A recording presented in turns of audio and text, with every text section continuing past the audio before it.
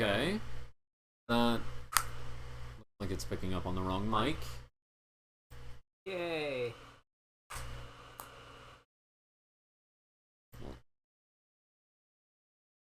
One way to tell. One way to tell. No, they're not bouncing at the same time, so it is the two separate mics. Okay, that is set up correctly. Then...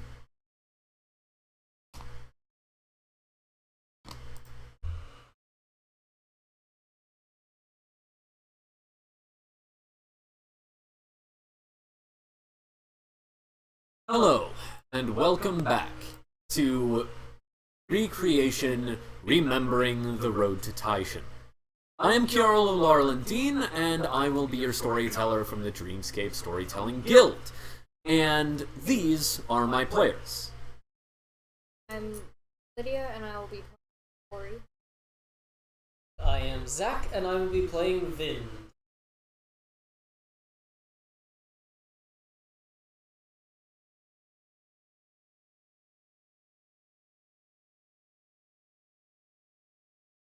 On this planet that seems to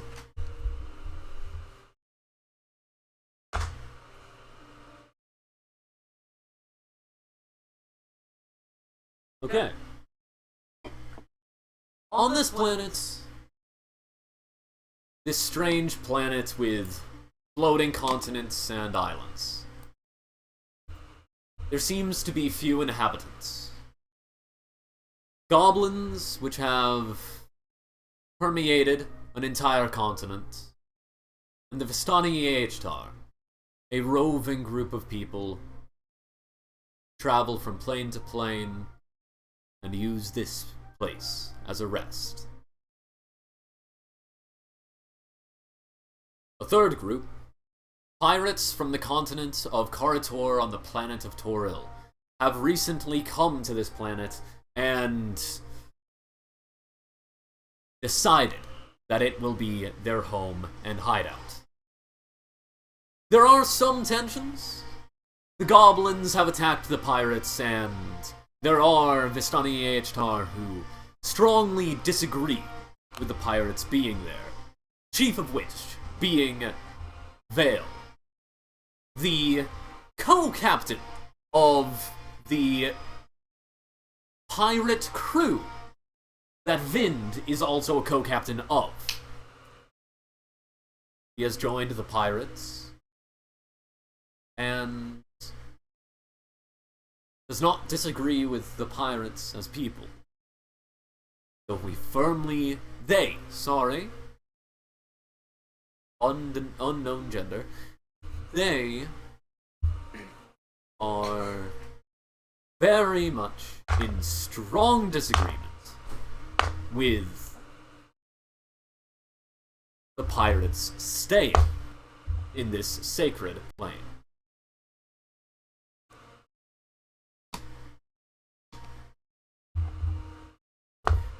Currently, there are two people representing the three groups, standing on a skiff,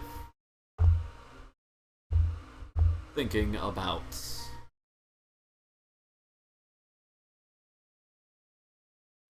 a journey to take. Sailing towards, looking towards the edge of the continent, towards a nearby continent, the one which the Aechtar Vistani have their main caravan housed. Ori and Vint, Goblin and Vistani Aechtar, stand on the deck of the castle, looking over the bow of the skiff they are preparing to sail through the skies to that continent, to go home for Vint. Well, as much of a home as Vistani Aechtar have. The winds swirl, the rocks spiral through the sky in spirals that spiral. It's gonna keep a straight face. I was going to.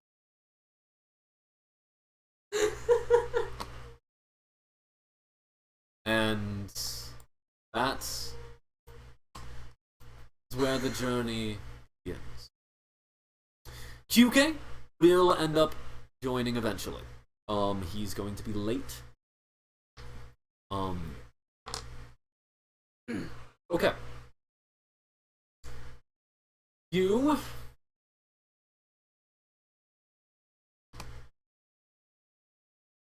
actually going to set it up.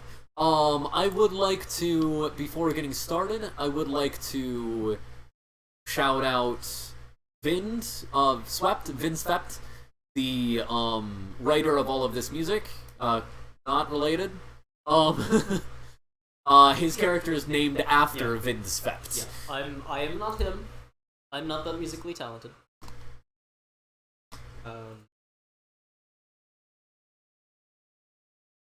Great at what he does. Yes. Absolutely amazing. Vince Svept, in fact, made not only all of the music we are using, but the theme song as well, which he made it in correlation with someone. I am Jason Higgins. The theme we use is Pathstrider, the song you just heard. Pathstrider by Vince Svept featuring Jason Higgins. Beautiful music. So great. Currently, the two of you are standing on the deck of the ASS Castle, the flagship of Xingxi's exhibitionary fleet.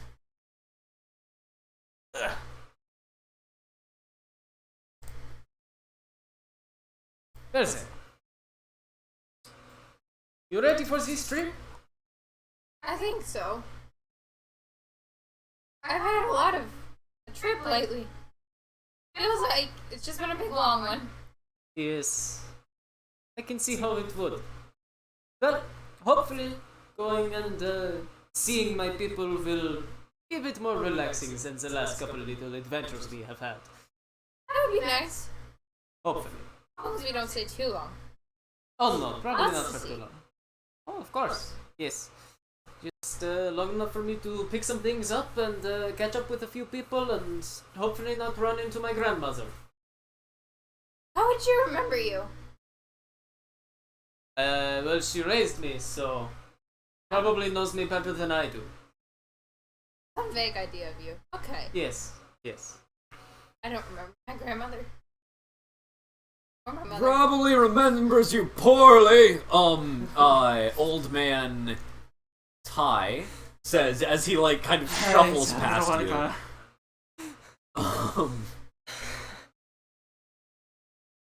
Oh, look, it's you! Hey! I'm more of a captain than you. Wait, am I? No, you're not the elder of your village anymore. You're not in charge. You're probably quarter captain. I am half captain. You're a quartain, and I'm a half-tin. Who's the other Corton? Oh, there are 3 other quartins. They're the other village leaders and stuff. I'm not that smart, but there's not that many. You're probably You know, you're probably smarter than me. Old man Taishan just walks off. Thank goodness. Or, sorry, Tai. Taishan. Thank goodness. He's a very good old man, except for the fact that he's quite insulting. He's a little too much like me. You? Yes. You're Well, he's insulting. passive. He's insulting to me. Huh. He's not a very nice old man. Grumpy. Lived a little too long, you know. Mother. Like my grandmother. Just like grandmama. Your grandmother sounds terrifying. Oh, she's absolutely terrifying. I once saw her take down an entire bullet. Do you know what a bullet is? It's No. do you know what a shark is? Yes. Okay, now picture that but on land and covered in metal.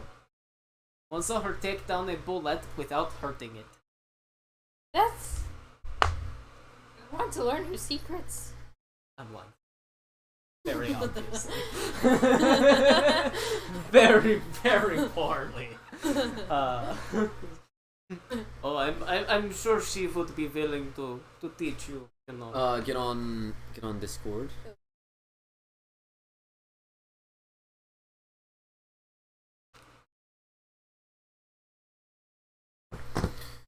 Oh yeah. Hello, QK. Hello, hello.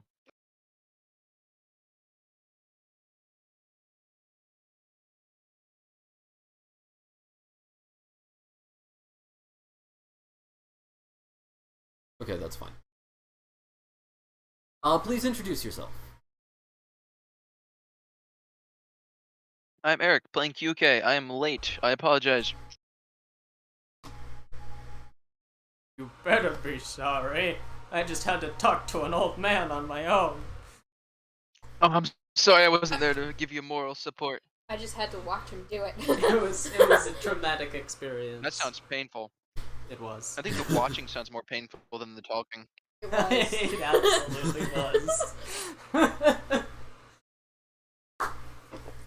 Okay.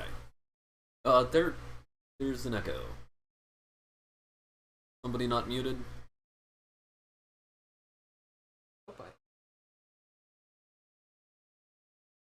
Yeah, we're all muted. Oh no, I know what it is. Oh. Need to. I can't. Smart. In this wonderful little There we go. silence, I'm gonna insert, we're part of the Dreamscape Storytelling Guild. Check us out on Roll20 and Discord. Yeah. Actually, that's a good point. I'd like to shout out coming this Thursday. Well, starting pretty soon. Yeah. An event is happening. In our game Tales from Waterdeep, which is open for anyone to join. Mm-hmm. The event is the Dock Ward Fires. A few different games might pop up during that, but on Thursday is the only one that's actually scheduled. All of the others Yes. are spontaneous. And that's going to be a session focused on the Dock Ward Fires and people's reactions to it during it. Yes. Please go check it out. It's gonna be a lot of fun and good times. Check that out on Roll20. You should be able to look up the listing, and from there, you can navigate to our Discord.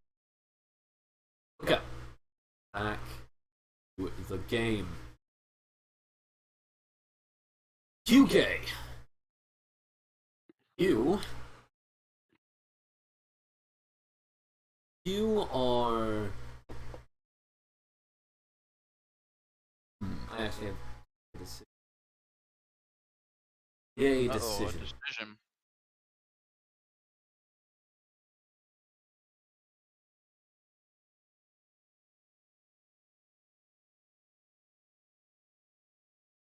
Okay. Yes.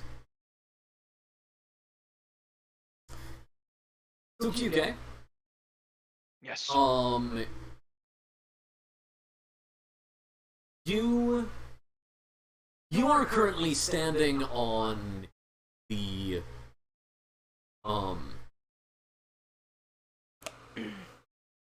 you are currently standing on the deck of the ASS Castle.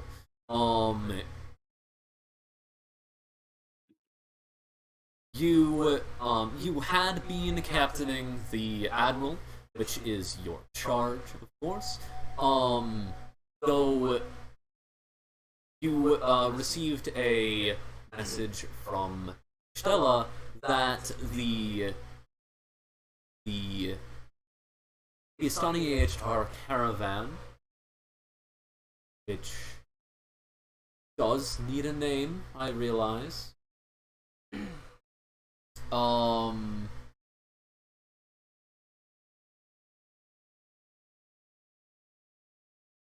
Oh well. Just gonna say Venus it was too Vagabond. young to kind There of. you go. You're welcome. No. Kind of a too young of a caravan to develop a name. so far. Gotcha. We'll say we'll name it probably the session. They're freshly picked from the caravan vine. Um, You see, the H-Star Vistani are all plant grown. But actually, Yes. we're all. Are they organic? Do they use pesticides? Are they edible? We are the pesticides, and yes. I'm gonna say that, like, in Yechtar Vistani culture, a caravan is named when it chooses to leave the, when you are in this plane, there are no caravan. Like, there are no individual caravan. Mhm. You received a letter from Stella, saying that the Yechtar Vistani caravan is going to be sailing away on the skiffs soon. Oh. To retrieve the ship being built at the main caravan. As have not had anything more than skiffs do so. They initially had been caravanning in some basic skiffs, some essentially wagons, but they are even to be retrofitted, they're not the quality that would be preferred for pirates. Not only that, but well, yeah, that's what the letter said. Is that they are going back to the caravan to essentially pick up a vessel, their vessel for their crew.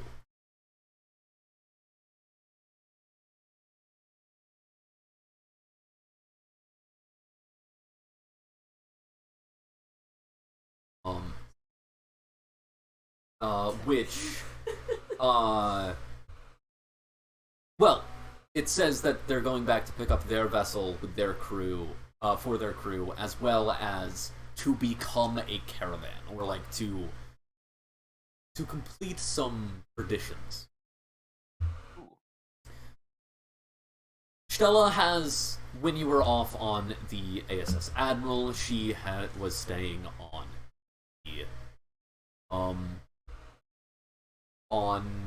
the ASS Castle, along with the rest of the H-Tar Vistani. Well, the majority of them.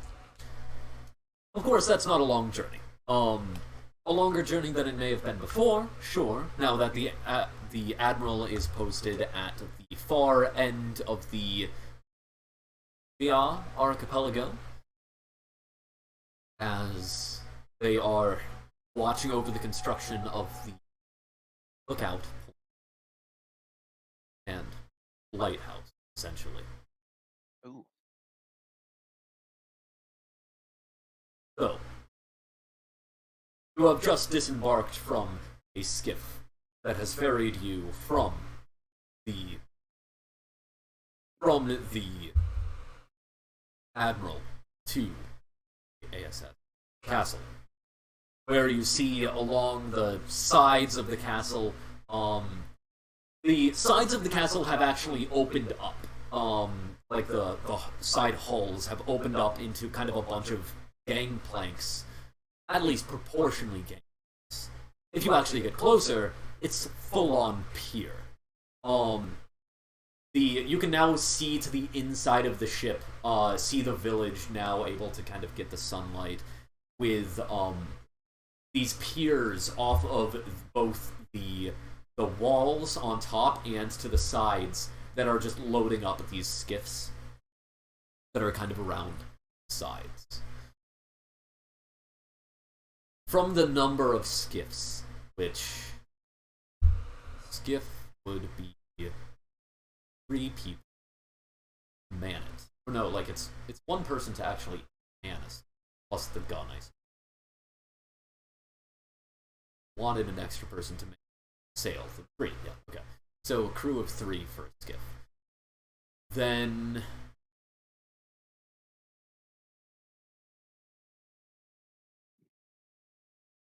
okay.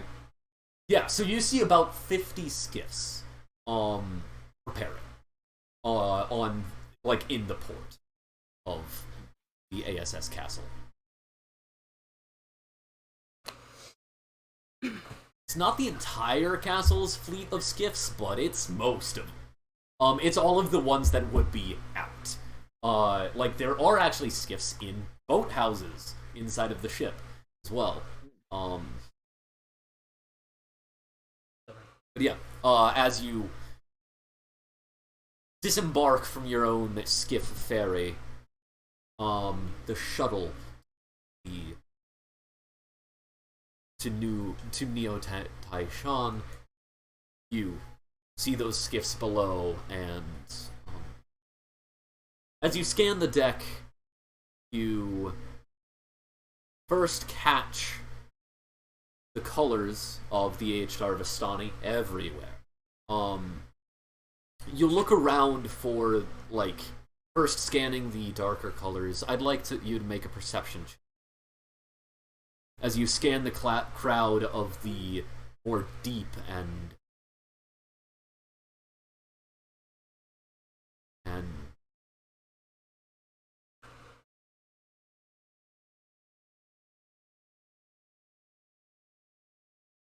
Okay, let me take a quick deep roll, and Arena. voluminous colors, the deep purples and dark greens,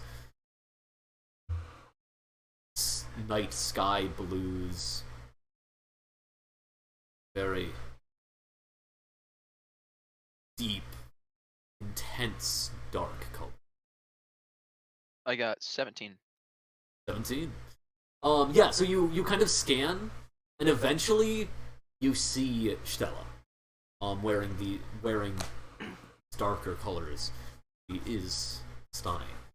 You catch her, and then you notice that there is a goblin standing by. You actually met, Ori. You see Ori and Vint standing over there as well. Standing next to Stella. You also see the Veiled One, standing not far off either. How far away are these people? Can I get to them? Oh yeah. You'd essentially be like walking across the deck a little ways. I'm just gonna go join them then. Yeah, it's kind of like Did I pin those measurements? Or am I an idiot? I'm an idiot. I did not pin measurements of the ship. I'm stupid. Either a mile long or 2 miles long. I can't remember which. Why stop at 2? Just make it 3. I think it's more. I'm kidding, I have no clue. Oh, here it is. Okay.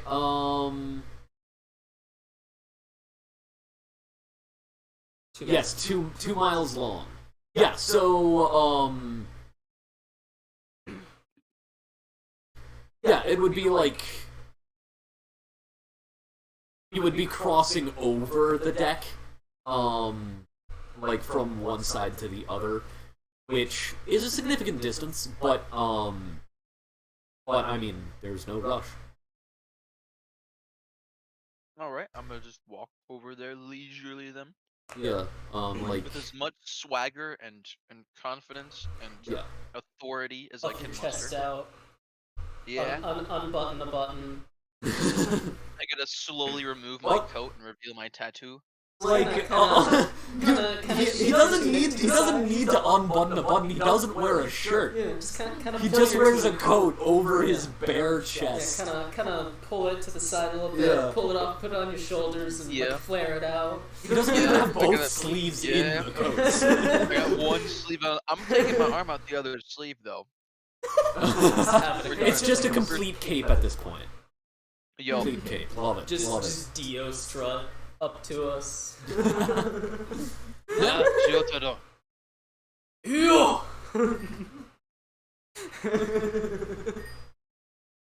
Oh yes.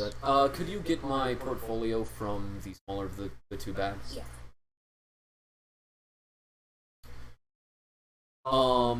Yes, so... Yes.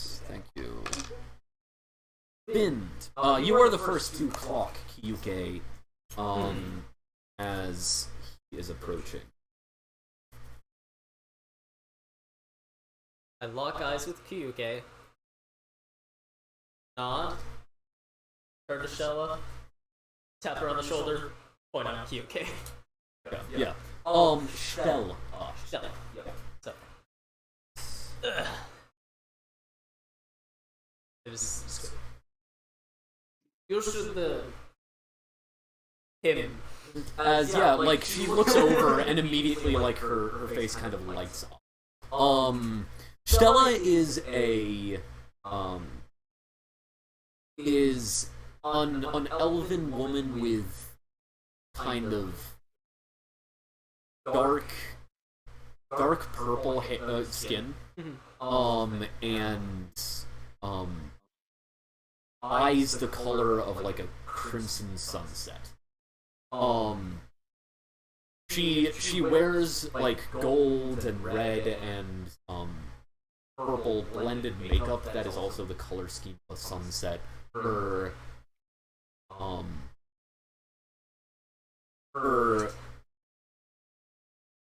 like not quite white gray hair is kind of pulled back, and it has kind of things like different chords and metallic wire like braided into it as well, to kind of add decoration.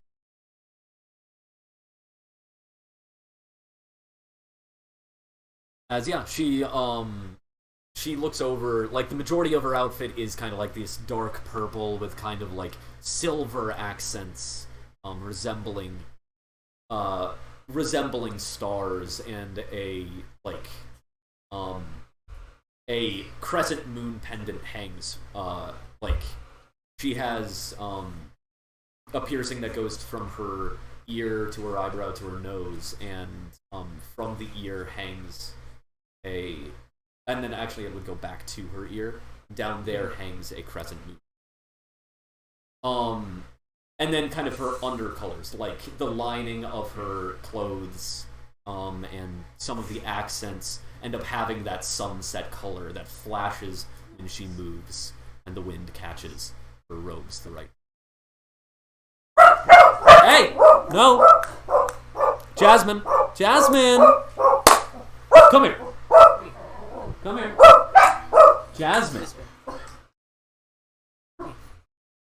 Stop being problematic. Sit. It's okay. Stella's clothes are way more tastefully than mine. Yours are very bright, very happy. Yeah.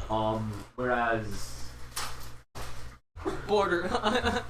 I'm borderline garish. Yeah, I mean, not that the Vistani aren't garish.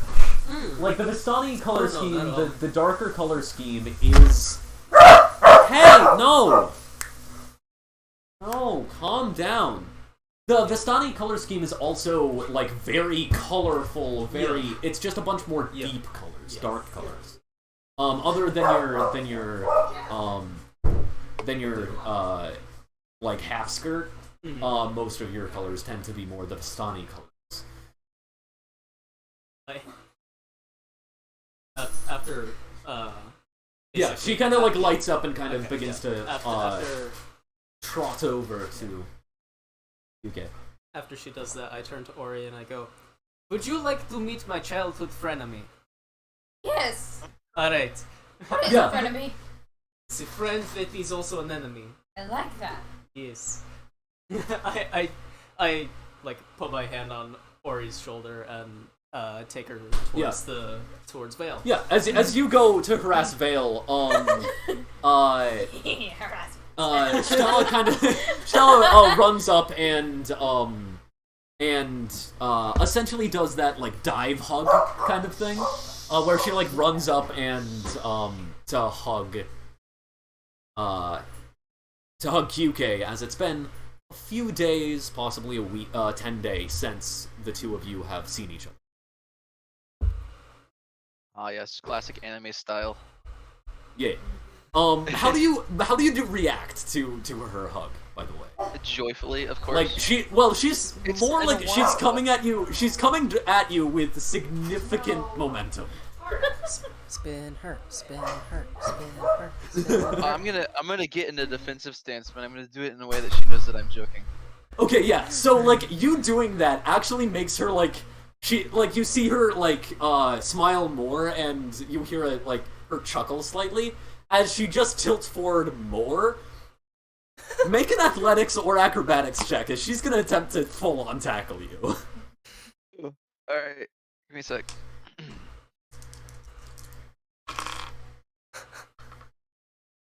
Did you ever? We're gonna go with Dex you here. make those stats? Uh, Or did you? Yeah.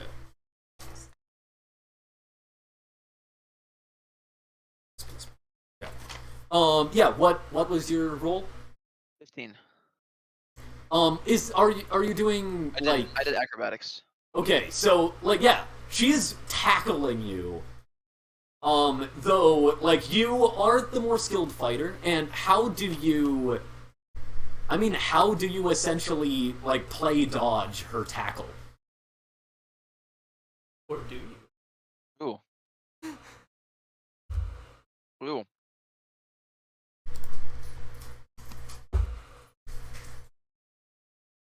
I think I'm gonna sidestep at the last moment, grab And- her hand, spin her around into a hug. Yeah. You spin, and as you spin, the colors of the sunset end up swirling out as each of the places where that motion would send her outfit out do so, and yeah, you kind of spin around and eventually set back down in an embrace. As a couple moments later, of a nice hug, she kind of pushes you back, holding your shoulders. Kyuke, you came. Yeah, of course I came. I can't let you go off with Vind in the. Wait, is Vind going? Yes, Vind is going as well. We can't can't let you leave go without off half with- our captain. Yeah, I can't let you go off with Vind in the squad without saying goodbye first. I mean, it's already been what, 10 days? Yeah, it's been too long. That's how dare you have assignments that you have to do. I know those darn assignments. I'm so sorry. Piracy's hard, you know. Piracy's hard. Ah, that's fair. Especially when there's goblins hiding in your barrels. You know, you could come with us. I could. I very well could. I very well should. What's the whole plan again? You're going to see a ship that's being built? Well, sort of. We are going Sort of, back to the kind of. caravan to fully form our caravan. I mean, really, we were just people who left home, adventuring around. We're not a true caravan in the Yetchtarvistani sense of the word. So it was like a temporary split. This is a more permanent split. Yes, yes, we are at the time more of a smaller child of the caravan, whereas this is us burgeoning into adulthood. I see. So is this like a ritualistic tradition type thing? Yes, it is. This. Well, I mean, I'd love to see that. Wonderful. Well, this is the Skifferon. She kind of goes back and looks, and then looks around, and then sees Vind and Ori over with the Vale. Zer'll be with us. She gestures. Ah, I see. Vind is holding Ori out like this, facing towards Vale. like Goblin! like kind of the general aura is, look what followed me home! Just waving. I'm like, hi. Yeah, as, yeah, good, yes, that's... I'm glad they're becoming acquainted. That'll be useful. Yeah, I think so. Have you met the goblin yet? Yes, I did. 'Cause that was the one in the barrel. Yes, I had lunch with her, with, Beard Goblin. For dinner, I suppose. But then I got trapped in the cave with them. Wait, what? Yes, when we were scouting on the island trying to find where the goblins lived, we found, I mean, I'm sure you've heard from your reports, we found the chieftain? The patriarch? The something of the, Funkums clan of goblins. Uncle Funkums himself. And, Uncle who? Uncle Funkums. Uncle Funkums? Yes, Uncle Funkums. And the, Vind, he got trapped in a cavern with us. And then we got out, mostly thanks to Vind. And then, Vind made him a pirate. And at the moment, I believe he went back to his clan. He's gone, like, said something grand about leaving exile, but not leaving exile. Whatever that meant. Huh.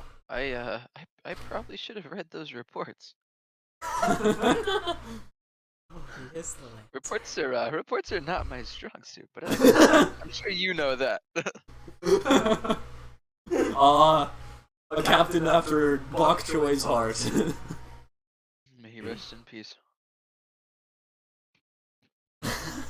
Well, fair enough. Oh, I should have been there. Missed a lot. Had a whole lot of reports not being read, apparently.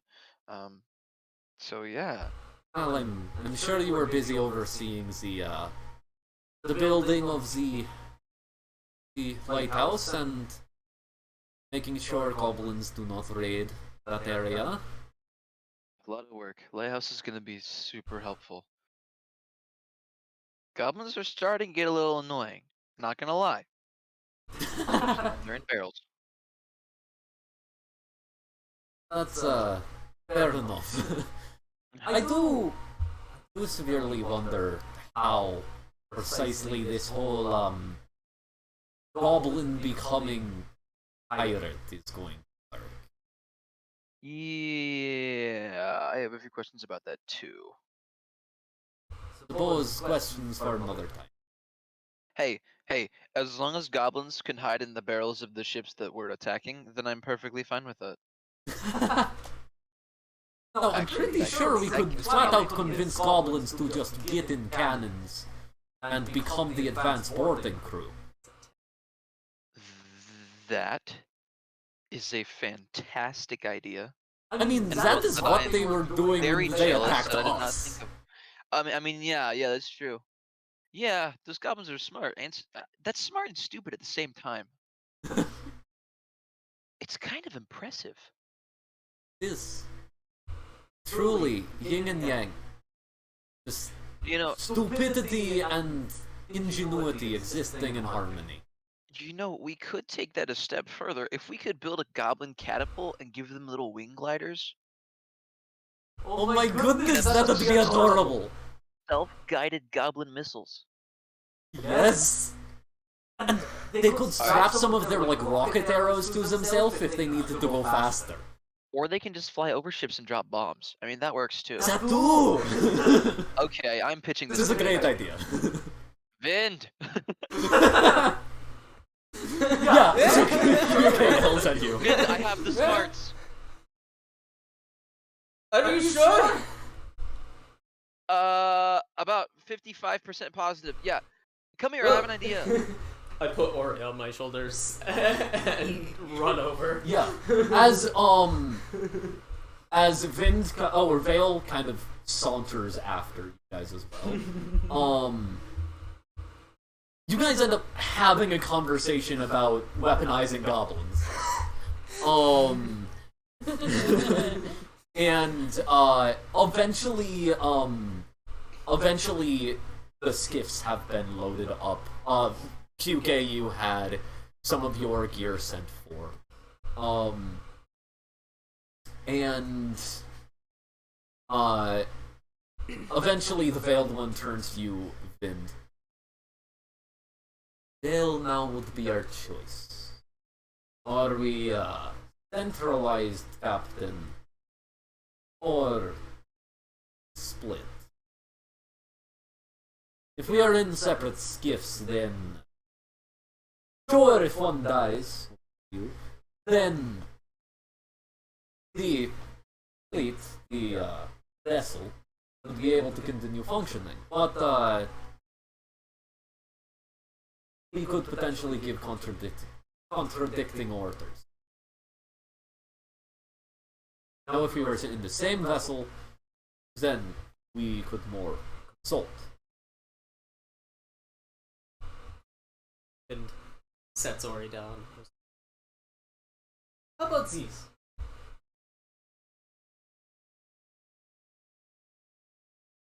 As far as in council matters and things like that, can work together. And as far as command, well, you and I both know that I am not much one for authority. I will, in the heat of the moment, defer to your experience. And if you should die, then I will step up. Sounds like a plan. Just like old times. Just like old times. Like, kind of through the veil, you can catch the faint semblance of a smile that then kind of fades. Well, then I will be sailing with you. My skiff is your skiff, as is yours mine.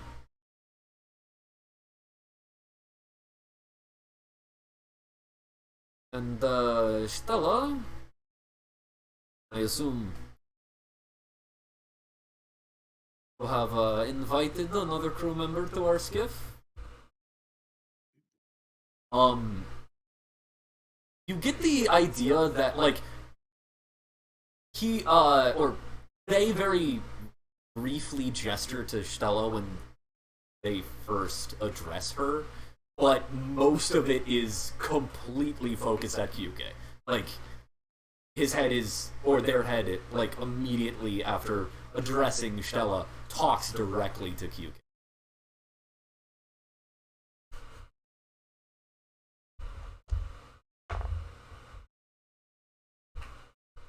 I'll take that silence as a yes. As I completely zoned out for a second. yeah, as Vale just walks onto the skiff at this point. Yes, I have been invited. Yes. Vin puts his arm around QK and goes, "That was brilliantly handled." Okay, well that's good. You're very good with Vale, I can tell. I mean, you're much better at handling them than I am.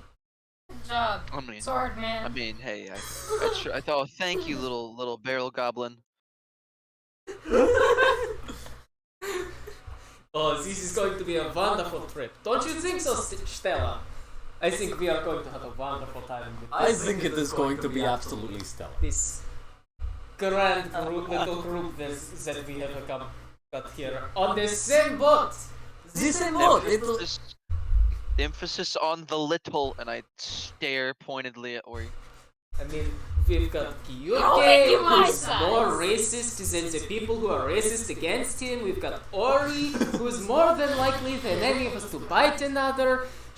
You, Stella, who are, honestly, you're making star eyes at Kyuke. Got Vale, who will probably be completely debilitated by their hate of me. And me, who will distract everyone from everything by being an idiot.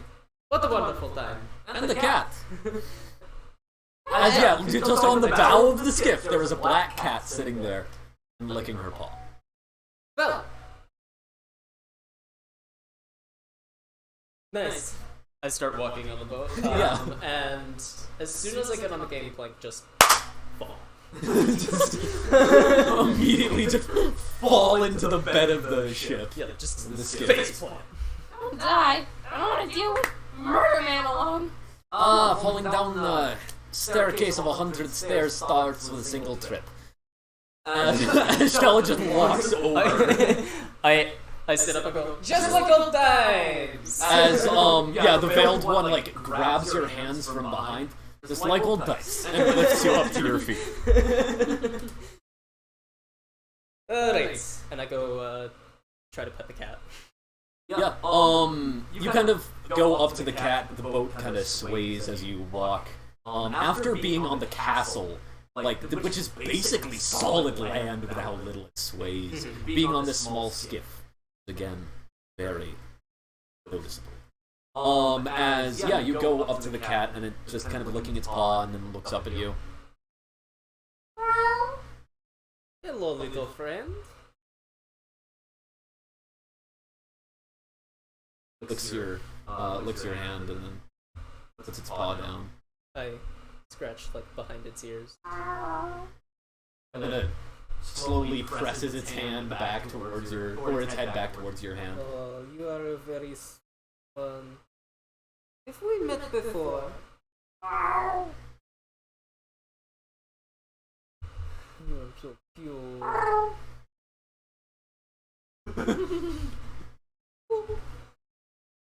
Kind of blinks a moment and kind of shakes its head.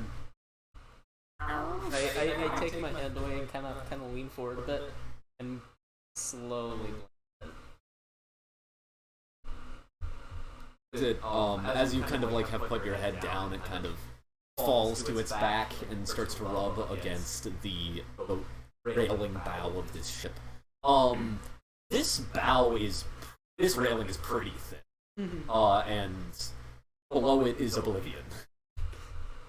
As it's just on the railing, kind of scratching its back on it. Just like a cat. Well, shall we get underway, Captain? Yeah, go ahead.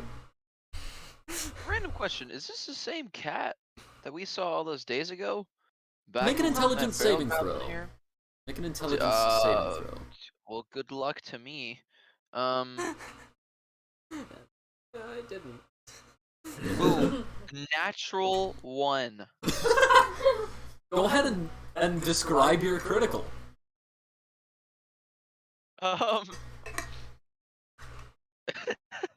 So where is this skiff still on the side?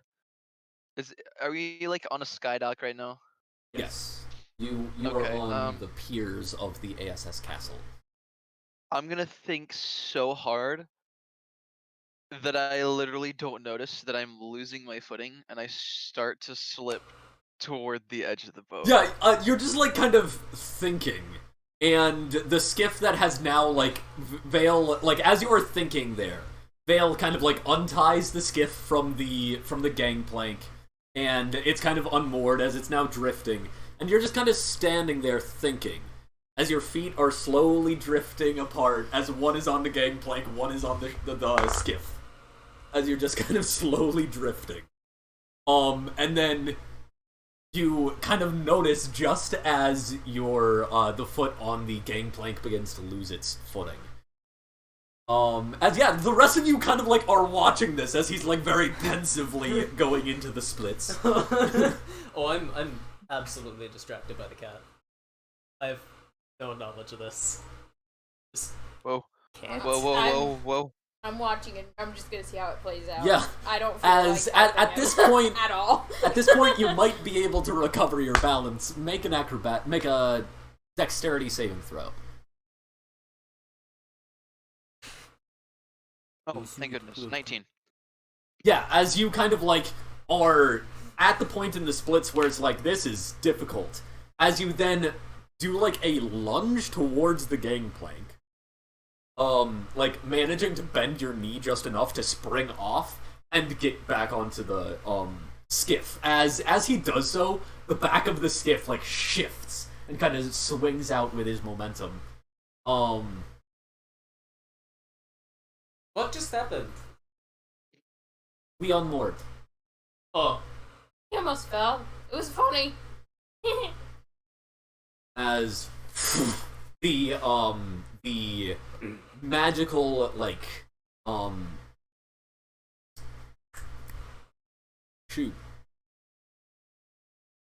Iridescent, there we go. The magical iridescent sails unfurl and then catch this breeze. Much more full than the gentle breeze that would imply. As the skiff begins to move, the Veiled One looks at you. You are the better helmsman. Want to take the rudder? Sure. Why not? We can take shifts later. Sounds good to me. As the Veiled One sits down and begins to levitate a crystal ball between their hands, stare into it as multicolored mists are swirling within.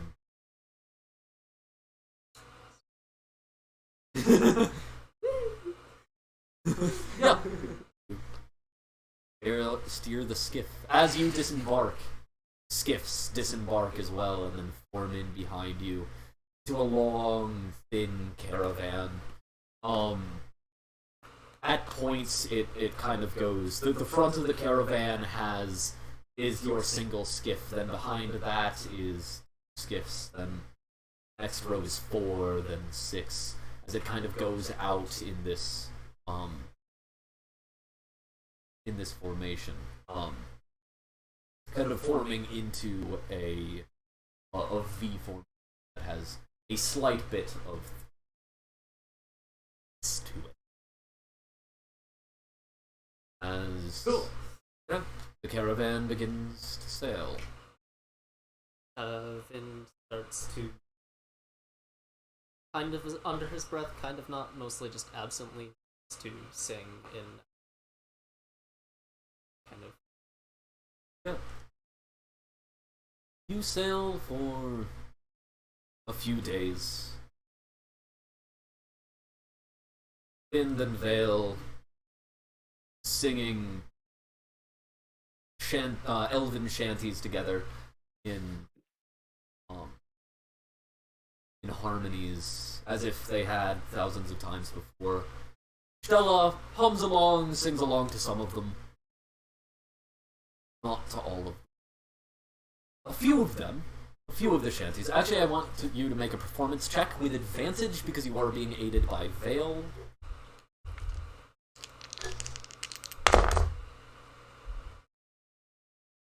15. Yeah, so there are a couple of them that actually, the ship behind you picks it up, and then the ship behind them. There are a couple of them that the entire caravan begins to sing together. The majority of these skiffs are they're kind of very eclectic. Unlike the skiffs that are the standard skiff of the ASS Castle, this is very clearly skiffs that could be turned into tents and wagons for the caravan itself. Very much more utilitarian, decorated, less capable of combat. Very few of these guns. A few of them having harpoon cannons. Or the occasional whaling. Largely.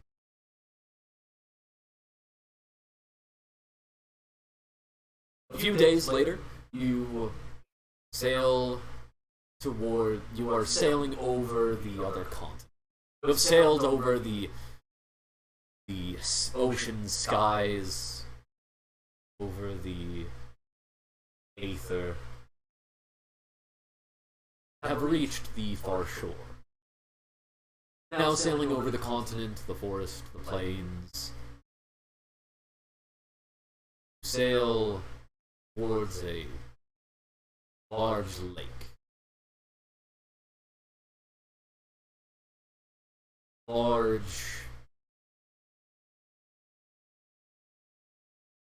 Large lake curving in amorphous with one significant landmass jutting in on which light is coming from a tower with ships, mostly these small skiffs, swarming around it, docked on it. The lake is full of skiffs, and some of them even being as you get closer, you can see the light coming off of them from lanterns and glowing crystals, as some of these skiffs in the lakes are roped together to platforms, making which shanty houses are built on top of. Not the shanty houses, the hive-like stone jutting and harsh metal of the goblin city that you had been to, but rather cloth and decorated wood, very festive. As these rope bridges go across the islands from raft to raft.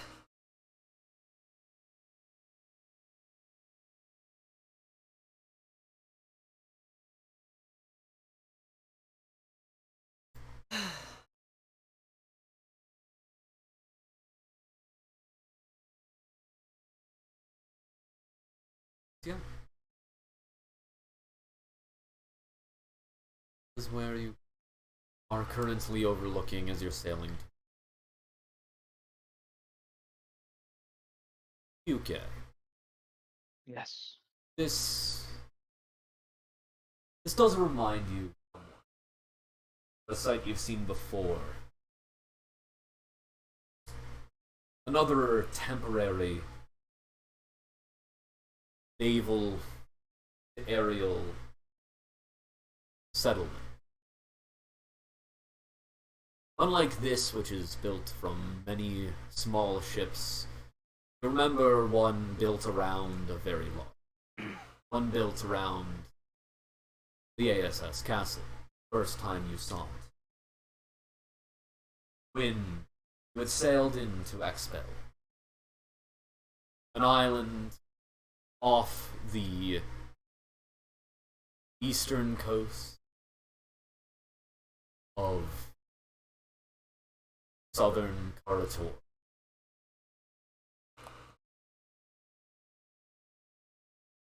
Island where Xingxi's empire, well, a small portion of it, though very sizable, was told to gather.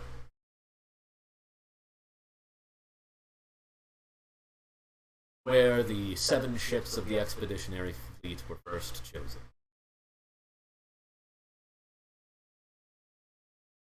You and QK, or you and Bok Choy and the others, feel free to get out your for the sidekicks, had just done a raid on How Long, the capital, the Shu-Long Empire,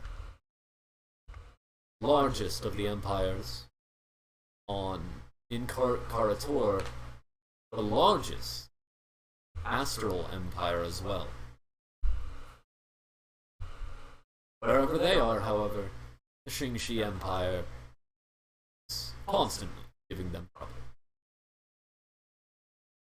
You had not yet been outside of Karator, outside of the planet, the plane was home. Though you had heard of capabilities of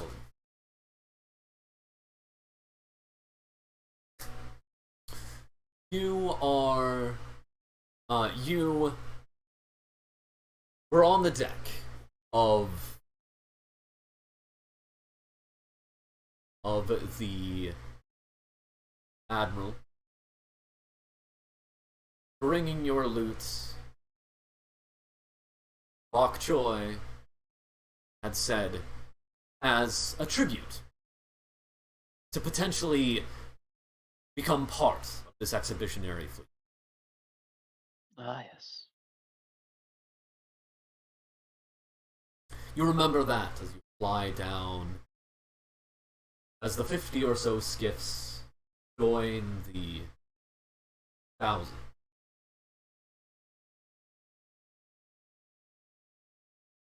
But you now realize this entire structure is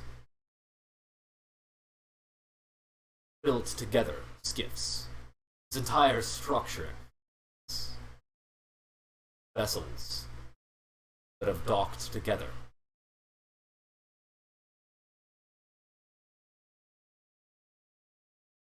Whoa. Sail down and dock on. Well, actually, you're kind of sailing down. Where do you dock? And you know that the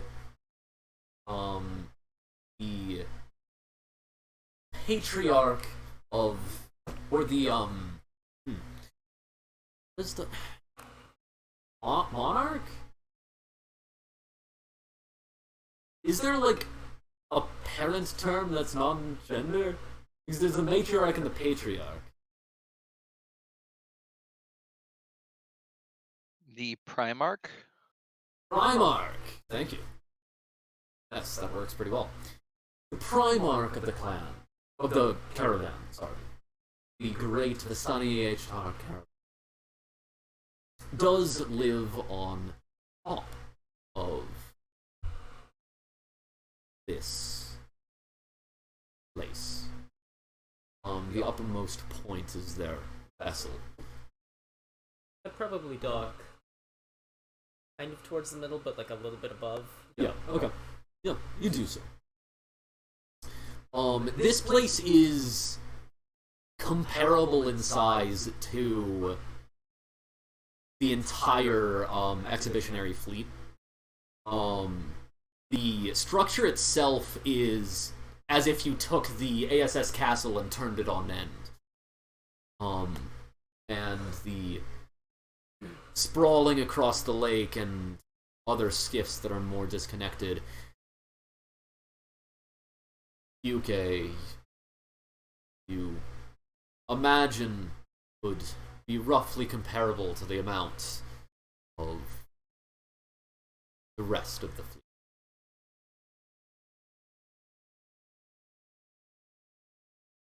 Yes. UK, or Vind, you right. This is late. Very late. You've been journeying for several days. This is essentially the first bit of land you've had. Alright. Well,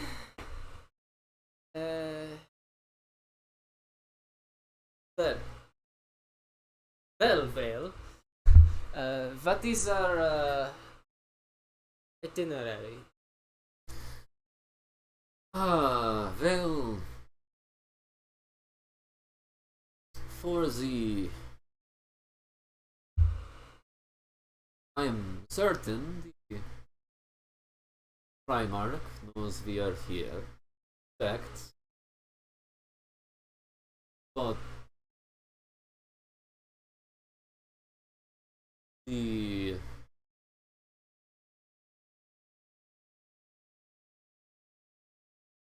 from my readings, I have gathered that we are to wait. There is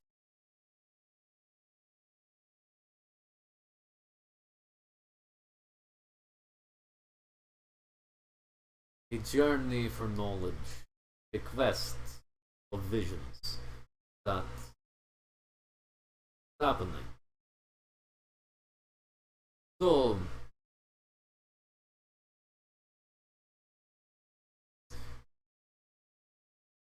The wind rush and we sat unstable. Well, we gained our rest before the greater.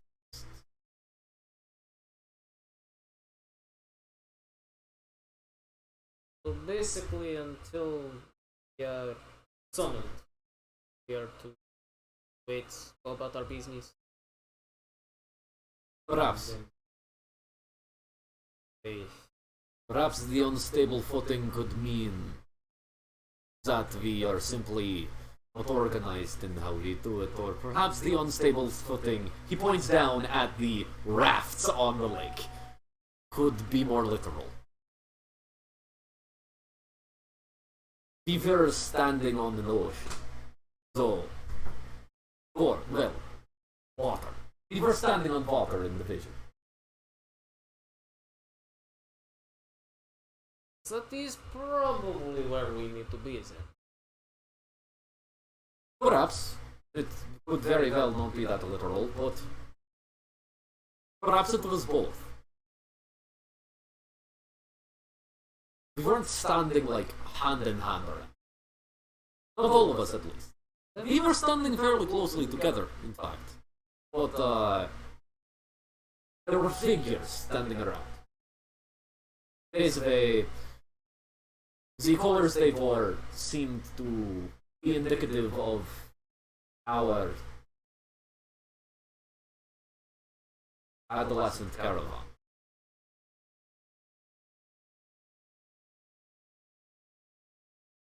Maybe we should get at least sort of in the same area, maybe down on the raft. Sounds good to me. The place for us all to sleep.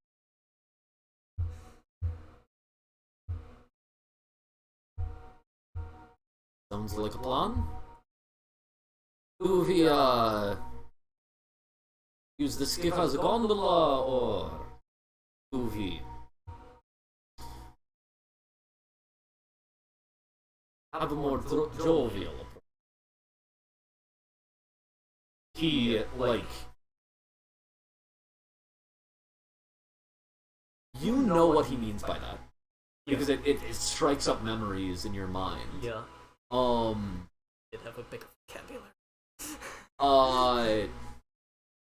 I will tell you, it still has to, like, there are a bunch of ropes going from the, from this place to the skiffs below on the ship that are often used for gondolas. And that is also involved in the more jovial approach.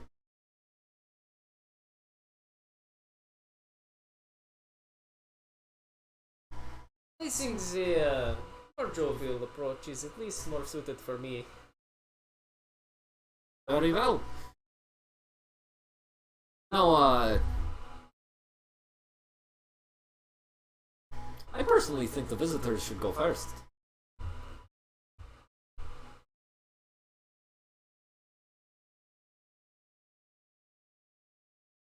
It does sound like a good idea. Well then. How about you go first? As, Stella, like, he gives a glance to Stella, and then, or they give a glance to Stella, as then, you, QK, you look at Stella, who you did not notice circled behind you. As, Vale and, Stella both, like, charge at you. And then, you are left to Ori. As they're going to attempt to grapple you, QK. I turn to Ori and go, Ori! How do you feel about taking a scenic route to get down? That's a good plan. As you are saying that, QK, I do need you to either make a dexterity acrobatics or a strength athletics check to try to avoid these two. Rolled acrobatics and I got 6.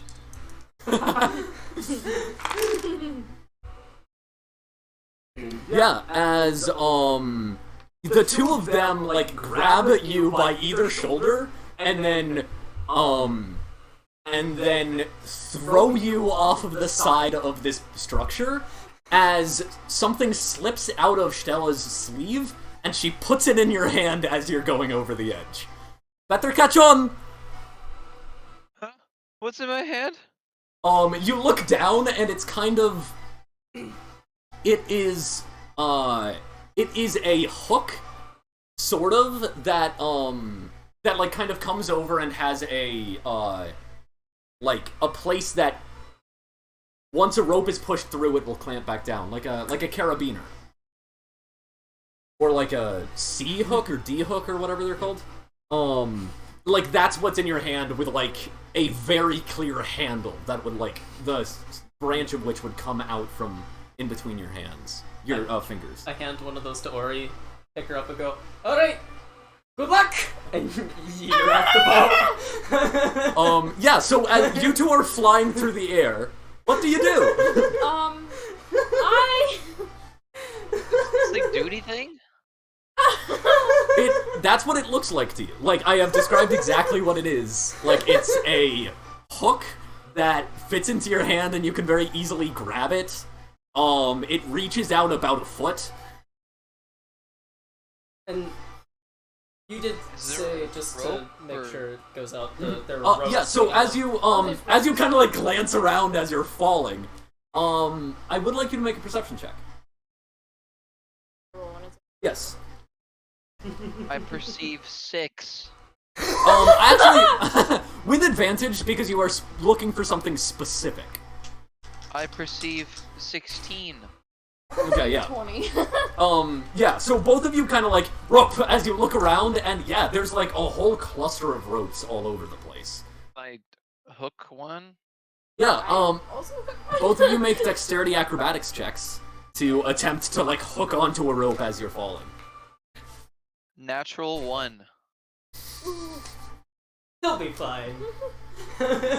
Okay, do you want to describe it, or do you want me to describe it? I want to give you Ray to describe this one, actually. Okay, yeah, so as you are falling, you instinctively, instead of bring out the hook, you grab onto it with your hands. As you keep falling, as the rope begins to stretch, and it's more flexible than you thought it was, as it then shoots, like, rubber bands back, and flings forward. I need you to make a strength saving throw. Roll 13. 13. As, yeah, like, you're falling as you, like, swing at one rope as you, like, just miss and you see the rope twang. And then you swing at another one and it clamps onto the rope. And then you kind of spin and are now, like, riding down the rope backwards as it's just... Why? As you are, like, zip riding down this silken rope. Not that much right now. As, yeah, at this point, Stella and Vale, like, jump off of their hooks and grab onto ropes, right? Right quick. I got a 19 on my save. Okay, yeah, as you kind of rubber band up and get brought around the rope, and, like, it basically tries to shoot you into the sky. As you, do you hold on to it? You can. With that save, you can hold on to it. But I can also choose to let go and be shot into the sky? Correct. I choose to be shot into the sky like a boss. Love it. Yeah, as you just shoot into the sky as Stella, you hear Stella yell, "Well, it's unorthodox, but it works!" As you see her riding a rope as, like, you're kind of like, you get to the top of your arc and begin to slow, as you're kind of like spinning your arms to keep yourself upright. And you see her beginning to zip below you. What do you do? Can I zip onto another rope? Is there another rope coming? Yeah, you can try to catch another rope as you go down. I'm gonna try to catch another one. Yeah, make another acrobatics check.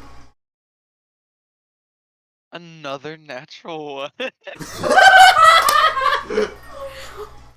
serious. Okay, do you want to describe it? You want to describe it? Hit me with it, man.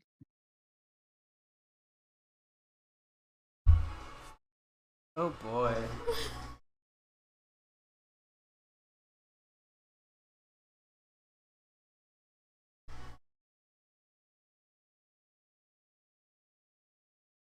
Would you like to describe it, or shall I? I said, hit me with it. I said, Okay, yeah. I thought you said wait a minute. No, sorry. Yeah, as you are going down, you like swing. You like see a rope. You're like perfect. You swing down. You catch the rope in your hook, and then you don't really seem to stop. As then you realize the rope that you grabbed was part of the rigging of one of the skiffs that is flying through the sky.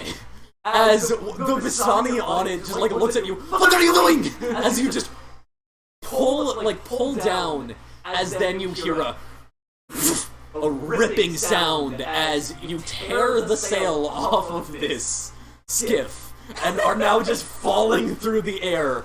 Your hook now stuck in like there's now rope already in your hook with a sail whipping above you as you are shooting down like a lawn dart through the sky.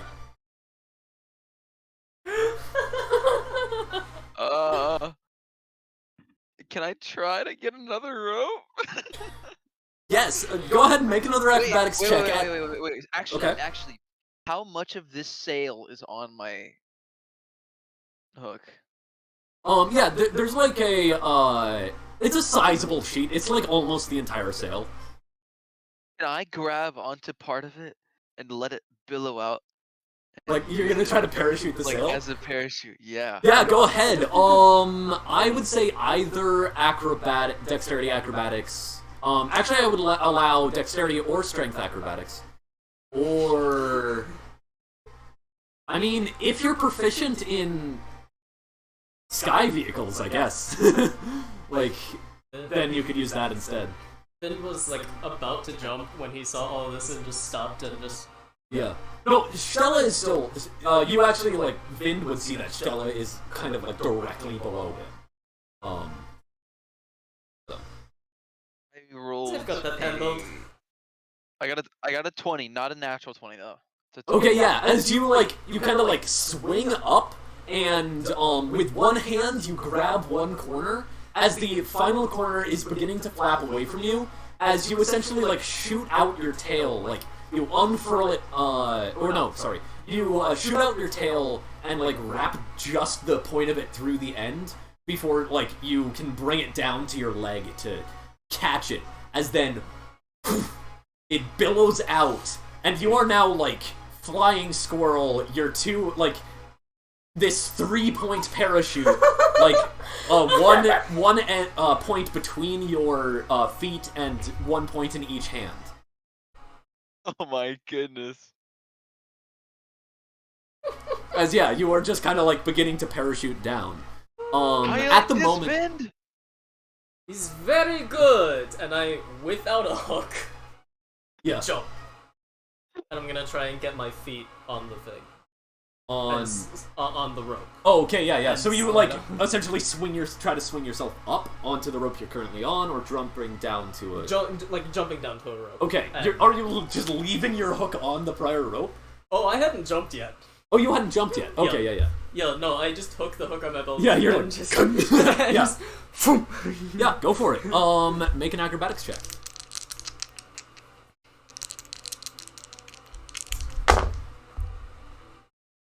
Okay. 25? Mm-hmm. Yeah. As you just, like, are just... You jump onto the rope and, like, skid down it, just, like, like... As I, like, go down, I'm gonna try and, like, angle myself to build up enough velocity to, like, come next to Kiyuke. Yeah. And his hand that's, like, holding the thing, I'm gonna fist bump it. And just maintain level with him and make sure he doesn't fall again. Yeah, so, yeah, I'm gonna say make another acrobatics check to attempt to do that. As, yeah, you're just skidding down these ropes. And now you understand why the Vistani Aetar wear oiled leather soles. 18. Their bare feet. Yeah, as just, you kind of like, kind of get lower and, kind of lean into it as you're picking up your speed. You see, Stella, like, looks at you and sees as well, as, she's kind of still drifting, she kind of looks at you, and, you see her smile as you pass her.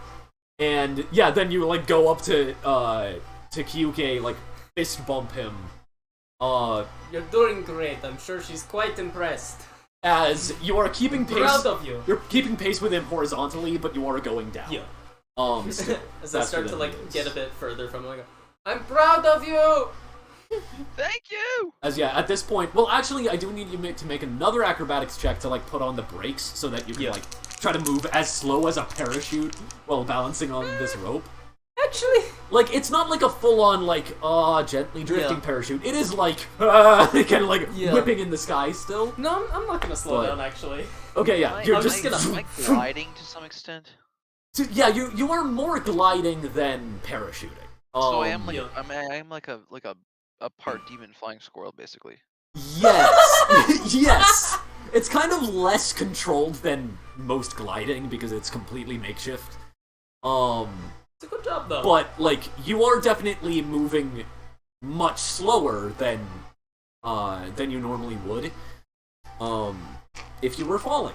But it's not like that drift down of a parachute. Can I see Ori at this point? Like, zooming down? Is she within my eye shot? Yeah, yeah, you, at this point, like, you can, like, zip down. Actually, the rope that you are on is the rope that Ori grabbed. Okay. It's the second rope. As you, yeah, you could, at this point, you are, like, at her hook. Hey! Hi! It's, Warned me first. it's fun, no? No! I'm gonna try and, like, picking up speed, pick her up. Okay, yeah.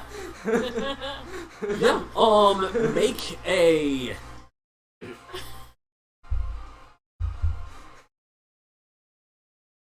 I'm actually gonna say make a strength, acrobatics, or athletics. Okay, I'm gonna do strength acrobatics. Okay. I'm gonna try and, like, grab her hand and, like, lift her up. Yeah. Okay. 14. Okay, yeah.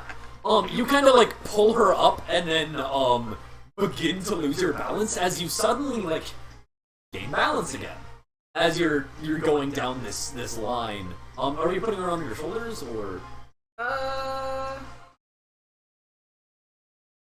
We'll go brightest style. But he's under balance. Yeah. So you like trying to like pick her up to like put her over you, and then like you kind of began to lose balance, so you didn't manage to catch her into the bridle, as she's more like a vertically like Simba, like in front of you. As then yeah, you just very easily gain balance, as if Ori stopped you. You look up, and then you see the veiled one like hanging from his feet, from his hook, and like grabbing her with his hand. I got you. Thank you! As you guys are essentially like on these two ropes together. That like slowly the ropes like turn to the side. I go, Vale! Remember when we first took Jitan when the these and these happened? Let's compensate like that again and drop her into me. Yeah, as yes, I would like you, I'd like you to, As we just first, well, first make a,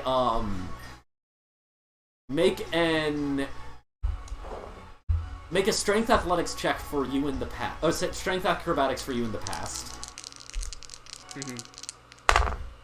In the past, it was a 16.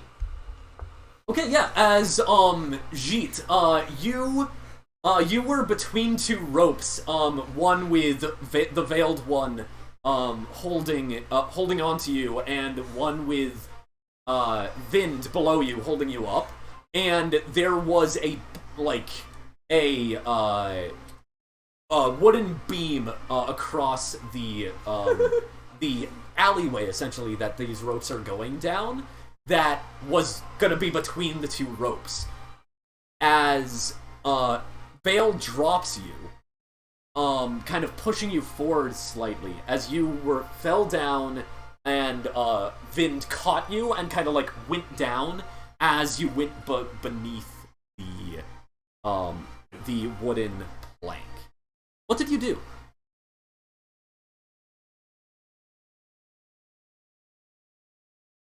Jeet?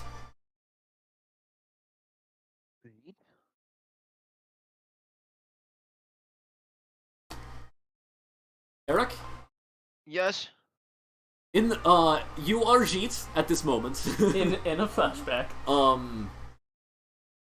As you were like dropped to Vind, and like he was catching you, what did you do when you were like zipping down these alleyways as Jeet?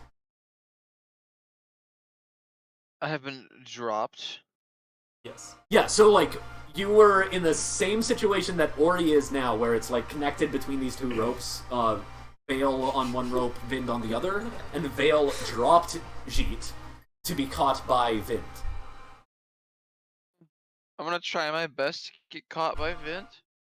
Yeah, like you do, you like fall down and frail and yeah, probably you fall down and trying to do anything by myself. you get caught by him as you kind of are zipping under these wooden planks, like boom, boom, boom, boom, boom, as planks above you are like, or beams even.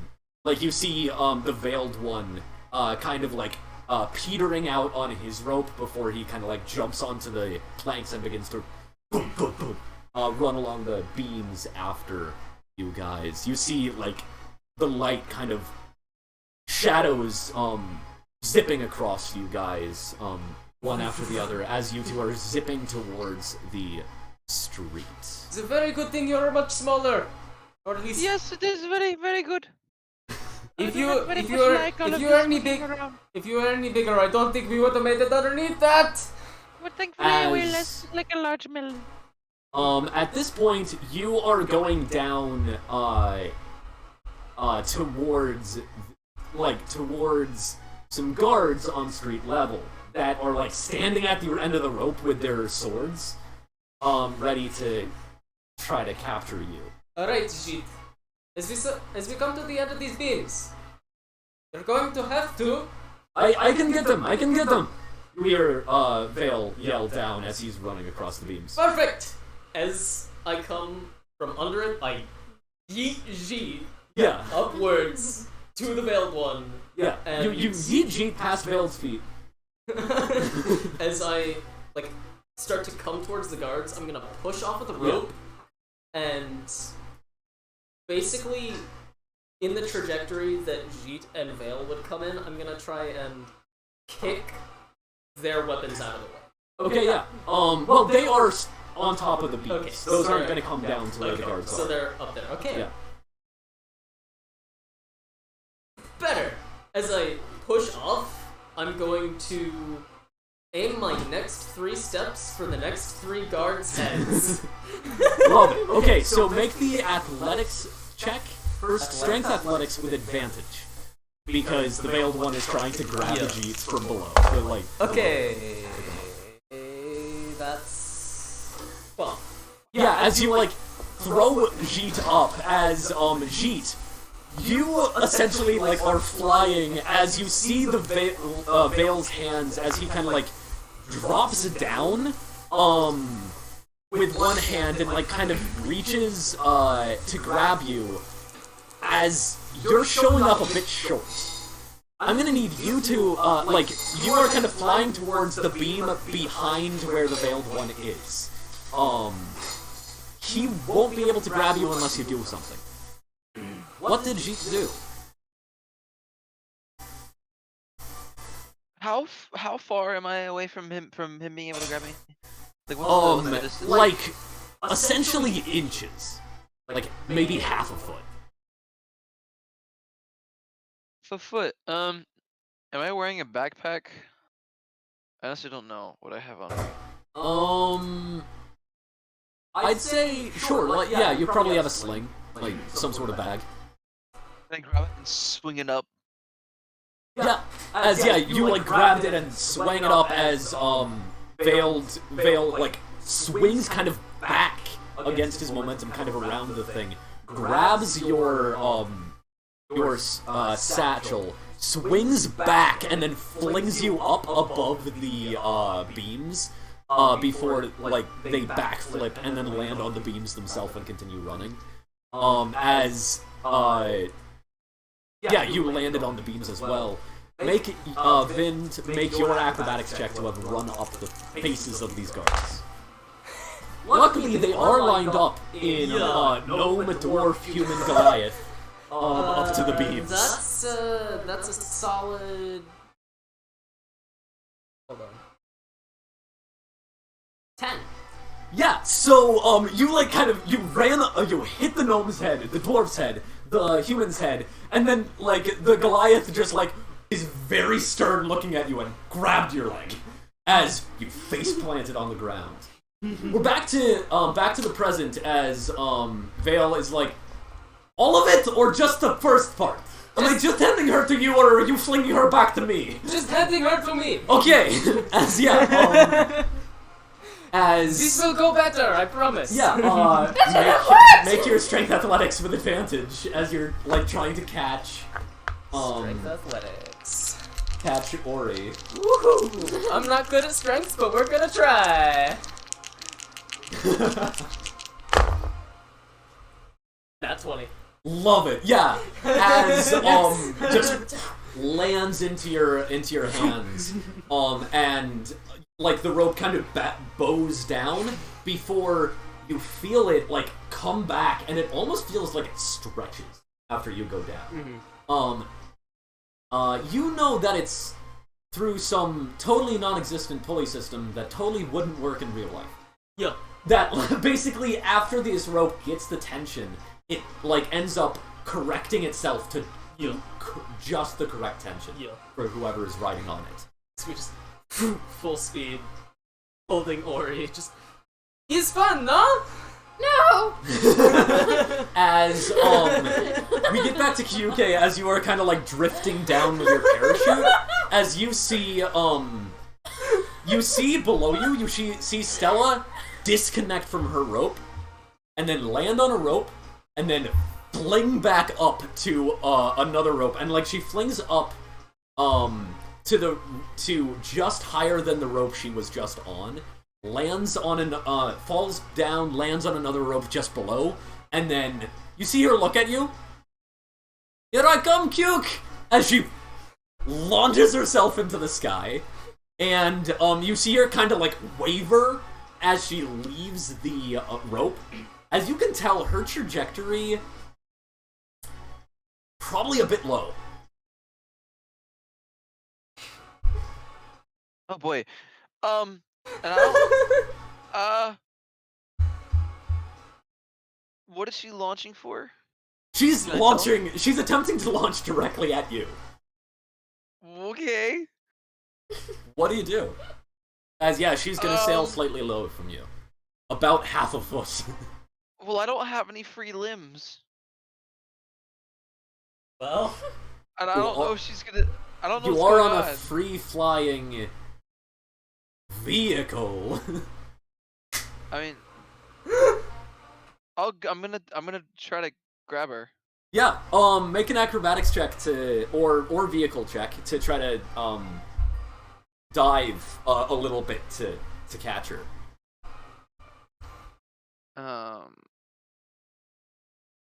18. 18, yeah. You easily kind of like dive down a bit. As she's sailing towards you, like you hear her go, "Midlore!" As you continue to dive for just half a second, as she sails above you. Yeah, she sails above you, and as you're diving slightly, you feel her like diving just like behind you. You feel her between the parachute and you, before she kind of gently grabs onto your wrists, and you feel her feet wrap around, like her legs wrap around yours, like just towards the ankle. as you are now essentially both flying on this parachute, as you like feel her like rest her chin on your shoulder, on the like back of your shoulder. How do you like my home? As you two are diving through the sky. I feel like I need to have like a glider thing commissioned or something. You do fly pretty well on it. Like, I feel like if these were like standard issue among the pirates, I feel like we could do a lot of cool things. I mean, how many of the pirates can fly, right? This could be helpful. I mean, yeah, exactly. It's like sailors who can't swim. Yeah, that's true. Most of them. In like a portable form. I don't know. I'm getting so many random ideas. As make Stella an expert. Okay. I'm gonna basically make her an artificer. Oh dang. Kind of like a more simplistic, like magic based, like more magic items style artificer, less machine, like intense machines. Yeah. But yeah, as like the two of you are kind of drifting down, and Kyuke, Stella is aiding you, so you will have advantage. But as you are like going down, about to land, are you gonna aim for the water or one of the platforms? I'm gonna say one of the platforms. Okay, make an acrobatics check, with advantage because Stella is, aiding you. Oh boy. So even with advantage, I only got 8. As yeah, you are like going down, and then you're like, oh yes, this will be perfect. As then the one of your arms clips, or like the edge of the sail clips and catches on a mast, as it just spins you as you then hit against the ground. And you take 10 points of damage as Stella hits on top of you. She takes 6 points, you take 10 points of damage. Okay. That did not go well. Does that beat your threshold? I don't. Okay, how do I calculate my threshold again? I need to remember. 1/8 No, I don't think I of have it your on this maximum chart HP. Let me do some basic maths. I specifically chose 8 because you can half and half beats and my, half it. Yeah, that beats my threshold. Okay, by how much? You said it was 10? Yeah. That's 3.5 over. 3 My times. threshold, Okay, yeah. exactly mathematically is 6.5. Yeah, as you careen into the ground. Is it rounded down? Rounded down, yes, rounded down. Just making sure I had the right one. Yep. Yeah, as you are kind of like going down, you tumble as then you like spin upward and you feel your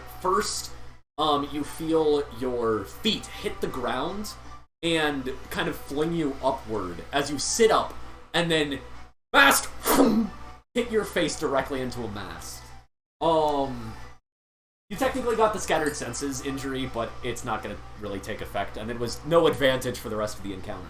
But, I mean, the encounter's pretty much done.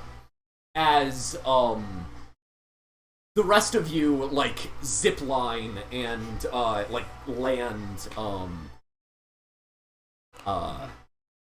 you do still need to make acrobatics checks. Okay.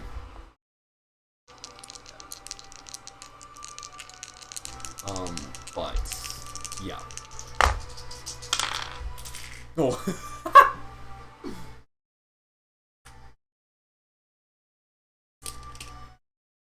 17. Yeah. So you two like land pretty deftly as then you see the veiled one and that's how you ride as he's yelling as he's like arriving. That's how you would ride the zip, as then he tries to take his hook off the rope, and it just, like, doesn't come off, and he's like, oh no. And then he hits the mast that it ends at, and flings head over heel before he sploosh into the lake nearby. Help me get them out of the water. Okay. As yeah, we cut to each of you essentially having lunch.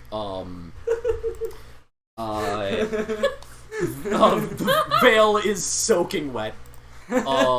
His normally flowing outfits, his sheer. This is actually the most of their face. I keep saying he. I don't know what gender they are. Oh, I keep misgendering my own NPC. They. This is probably the most you've ever seen of their face. You could actually make a perception check to try to, like, see their face more. You may have seen their face. I probably. You probably have. But Kyuke and Ori, if you want to try to, like, make them out, like, their normally flowing clothes are, like, pressed down against their body, and their like, sheer veil and, different sheer parts of their outfit are wet, therefore more transparent. So this is a chance for you to try to figure it out. Actually, it would be insight, not perception. Use the same roll. But insight, not perception. 19. 19? Okay. I'm going to attempt, as they do this, to, like, in the same motion, whip off my sash and throw it over the veiled one's face. Okay! Roll with disadvantage.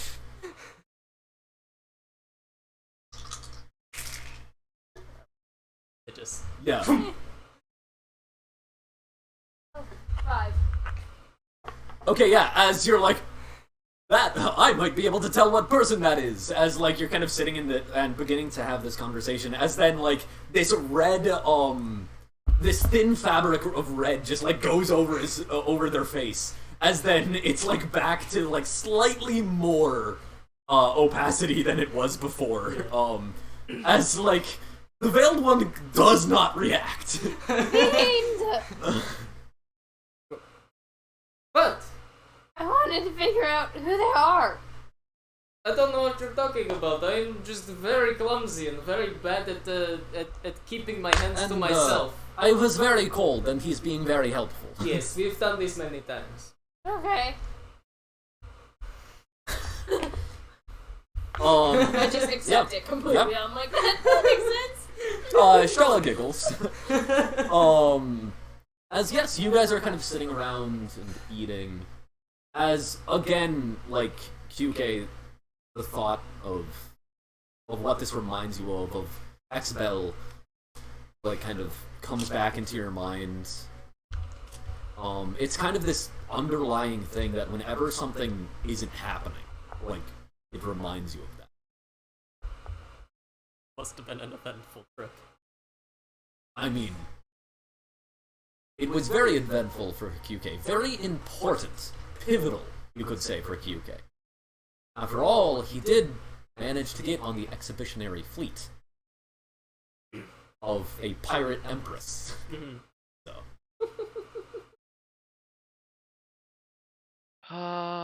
Expel. Expel? Stella says. Yeah, Expel. This place reminds me a lot of that for some reason. It's like I can't shake it from my mind. Wait, isn't that where the I won't put down. isn't that where the pirates met before sailing over to Taishan? Yeah, exactly, it is. Hi. Well, notably, you're kind of distracted, but like, you still manage to kind of notice. She never really knew that. Like, you did go kind of to that part of the ocean. Did you actually go to Expel? I can't remember. I mean, you can make a history check to try to remember anything about Expel if you want. And No. no, you never went to. Oh wait, nope. You did go to Oh, that's Ulaji. That's never mind. I'm wrong. You never went to Expel on your travels. The closest you got was Wei, capital of something long. Can't remember. That one place. That one country that is the second most powerful country in. Oh, I know which one you're talking about. Yeah, it's the one southern to Talon. Yeah. One of the two. Yeah, I know which one you're talking about. Yeah. I kind of pause like mid about to throw more food to Ori and go, Stella. This seems to know that pretty well. Yep. Bill. Yes. Yeah.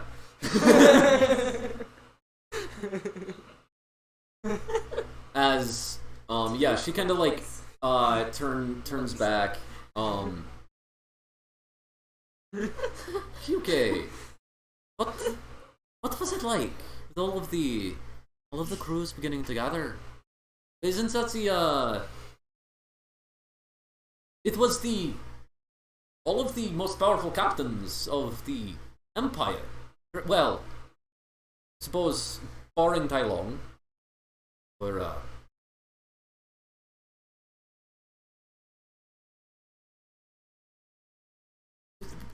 how did your ship end up joining this fleet? It's an interesting tale. A lot of stuff happened. A lot of stuff happened at Expo. As you begin to tell the tale, remember that you technically, I have decided that everybody. Oh, I need to get it. Everybody, all of the players, will have one plot point. And you using the plot point, I expect you to, in character, as your character, who's around the table, to narrate something that happened in Kyuke's story.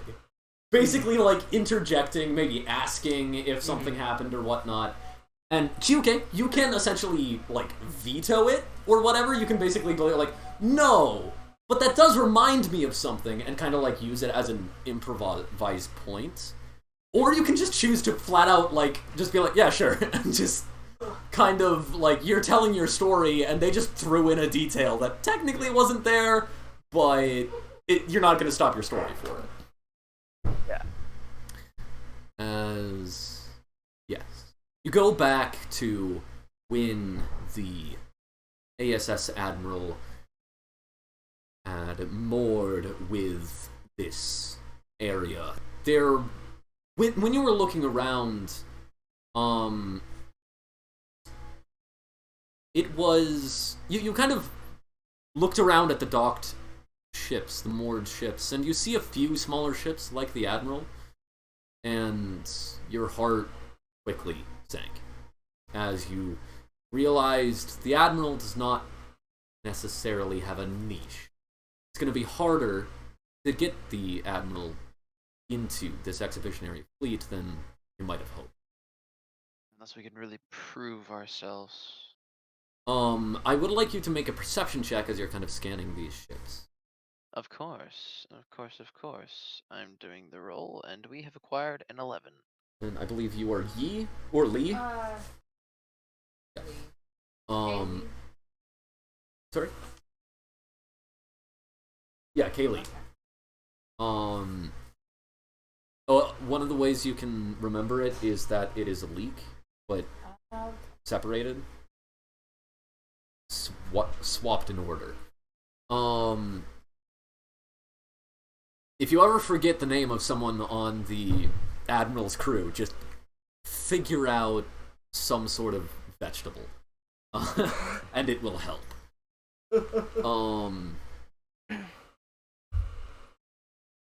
But yes, you kind of are scanning, and you see an odd ship. Like, there are some different odd ships.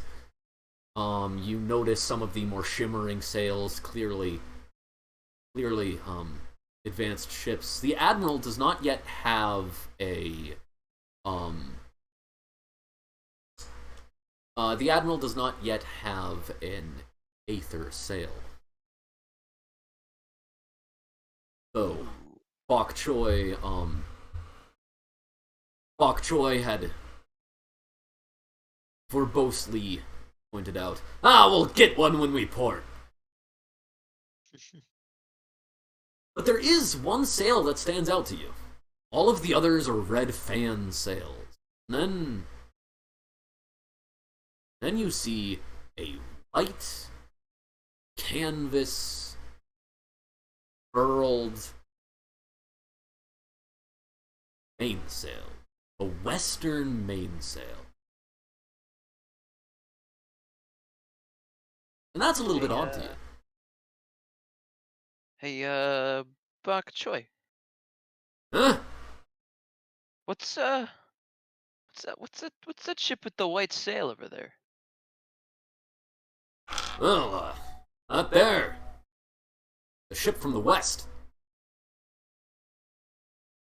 From the west. Any clue what they'd be doing out here? He kind of like strokes his long beard. Well,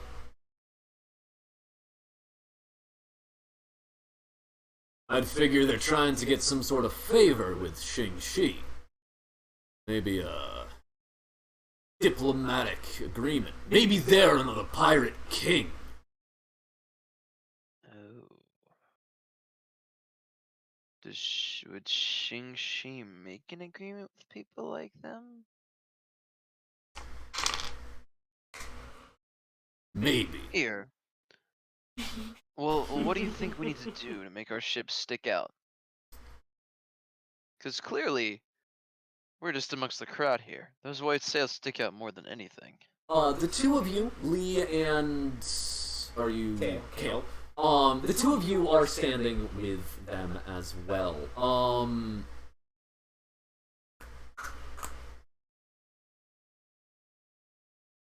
Sproul would also be with you.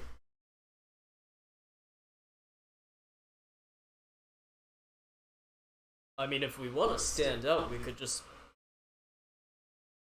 change the color of our sails. Yes. That's simple. That's simple. I like it. But the red sails are a symbol Of? of Shang-Chi. Could be a different shade of red. Aha! Can we have That's all an shades of red at idea. once? Can we use some magic? We could make it a pattern. It's a great idea. We could paint it with something. Sake bottle. Red one. Gold and... No, like, to pop off of the sail. Ah. Right? You, Gold. you can't paint... Yeah. I mean, you could do red on red. Could do different shades. They'd be like, hey! Could be like a hey, rose gold. Captain, what's that Rose on that gold. sail? And then, like, they're gonna look through their telescope and be like, I think we need to get closer to tell what it is. And then once they've been drawn in by the two similar shades, then we'll pounce because they'll get close. Dude, That's we gotta make it wonderful. subtle enough so that you notice something's there, but you can't tell what it is until you're within shooting distance. Exactly. Yeah. That's pretty smart. It's like it'll end up being synonymous with, like, the words, if you can read this, you're within range. Chicks in sail may be closer than they appear. Exactly. This is a whole crew of himbos. It is. It really is. Whole crew of vegetable himbos. Well, technically, like, a good amount of them are decent men because they're not buff. Yeah. They're just decent men, not himbo. But Bok Choy is definitely himbo. He's this, like, buff dwarven, dwarven pirate with... He's very tall for a dwarf, in fact. He's, like, He's 5'2". a very tall midget. I'm a very tall midget. Yes. So wait, so what are we gonna paint here? You said a sake bottle. Oh, what's a symbol that that's symbolic? You know. Symbolizes drink. I mean, sake symbolizes drink, yeah, but what do we do to like? I don't know. I can't think of anything. Well, I mean, like, if you've heard about, like, there's the famous pirate, the gentleman pirate, that's always real nice with his people. We could be like the drinking buddy pirate. The drinking buddy Like, pirate. yeah, like we Drunk like, pirates. yeah, and like when we board their ship, we'll like give them a glass and be like, hey, give us your stuff. You know. This is a I great like idea. that idea. Don't think it's a trade. Exactly, it's perfect. Do we have paint? No, but we do need a new sail. Can we get paint? Probably. Okay. I think we should get barrels of ale and just lash them to the outside of our ship. I love it. It's great. That way, like, when we ram something, if there's, like, fish or something in the water, they'll get drunk, and we get free fish on top of the loot. Dude, Yeah. that's... Wait, or but... hopefully if sailors try to board our ship and they're just climbing on the side for some reason, and they see our barrels of ale, maybe they'll sample a little bit, you know? They'll get distracted and get drunk! Wait, how about we don't hang it over the side, but instead we, like, put it in the side? You know how, like, they put those kegs in the wall of bars? We'll do that, but, like, facing outward? And we can, like, release it when, like, they're approaching, and, like, they can slip on the booze or get drunk. Yeah! Yeah. Victory. As long as their ship is shorter than ours. Yeah. Yeah. Yeah. I mean, even without that, you know, we could just like, cut a hole in the top and it'll, like, spray out. Could we make some sort of like beer cannon and light it on fire and just like shoot flaming alcohol at them? I mean, We can. I'm absolutely sure that Okay, this is a someone on great the ship idea. could make a beer can. Okay, wait. So alcohol floats on water, right? Yeah. Yeah. So can we set it on? Can we just leave a trail of alcohol and set it on fire? Goblin dive bombers and the beer cannons, yes! Stella, like, yells at the table. You know, Yes, if exactly. you combine Exactly. the beer cannon, the goblin missile, and your little flying stunt you did earlier, you might have a very veritable personal army on your side. I would like to arm myself with all that. Stella's kind I of like mean- thumb to his Amazing. forehead, it just... If there's anything to make a ship stand out, it's the ability to leave a trail of flames in the water, or in the. I mean, yeah.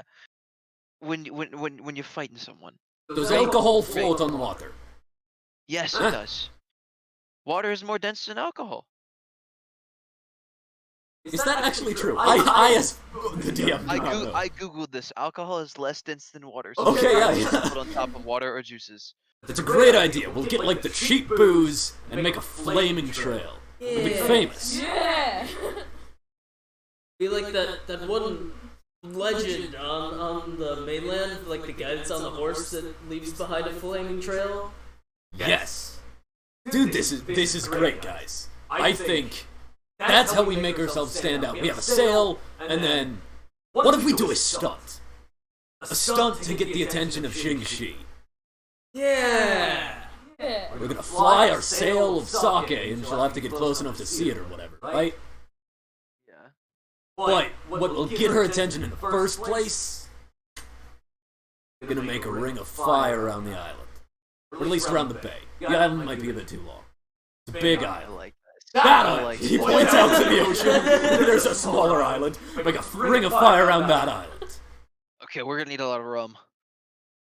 Yeah.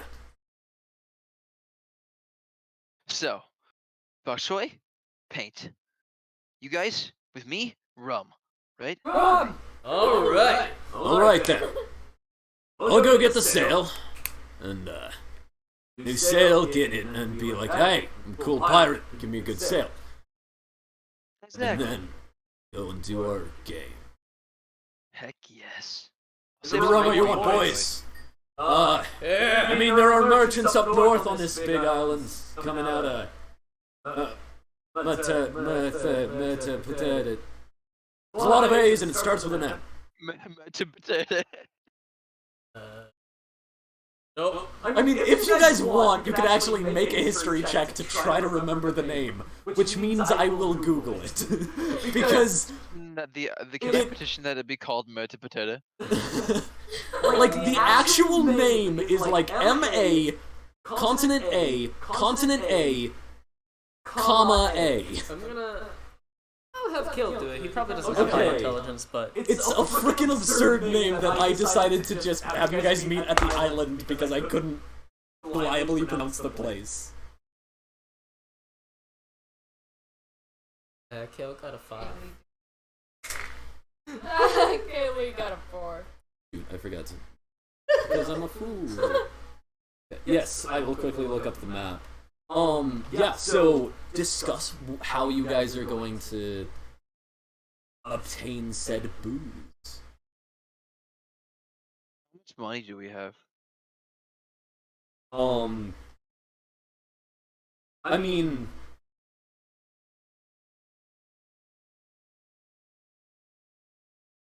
I'm not gonna give it numerics, but you don't have enough, but it's not absurdly not enough. Okay. Well, I have a plan. All right. So we're going to this like, what is this? Is this a tavern? Or is there some wholesale seller of alcohol somewhere? I bulk? mean, you can look around the, like, you're still on the Admiral. You could, if you want to, you can try to make a perception check to just look at this port town and guess. I perceive 12. You have no clue. There's a lot of buildings. But But without going into this city and, like, asking Did our and choice stuff. say there's a cellar? There's some place to buy stuff somewhere. He said that there are merchant vessels leaving from the city up north. Oh. Can we go that a ways? Yes, you can. You can take the ship up north. Yes. Okay. I would like to take the ship up north. Sprow is technically the acting captain at this point. Sprow. So- Sprow or Brusprow? Well, technically, like his family name Bruh, personal name Sprow. Hey, Sprow. Can we take the ship and go get some booze? Yeah. Captain seemed like that made sense. Pretty sure Sprow is the only person with his head on straight, like the only smart person on this ship. Checks out. What was the history check? 5. 5. Okay, yeah. You know it starts with an M. Where are you thinking about going? That city that starts with an M. McDon lads. Matata Patata, or whatever it was called. Mesopotamia. Metallica. Kyuke was close. That's Mataha'a. Mataha'a. Mataha! Mataha'a. What's the Mataha'a with you? Oh, nothing much. How about you? Anyway, I think that's yeah. I mean- Mata aha. Is it aha as in surprise? Wait, so It's Matahaha. H? you know the one that goes huh? Comma A. Ma-ta-ha-a. Like a glottal stop with the last one. Mataha'a. Mataha. Mataha'a. Right. Mataha. So we're gonna go steal some booze from Mataha. Madonna. Yeah.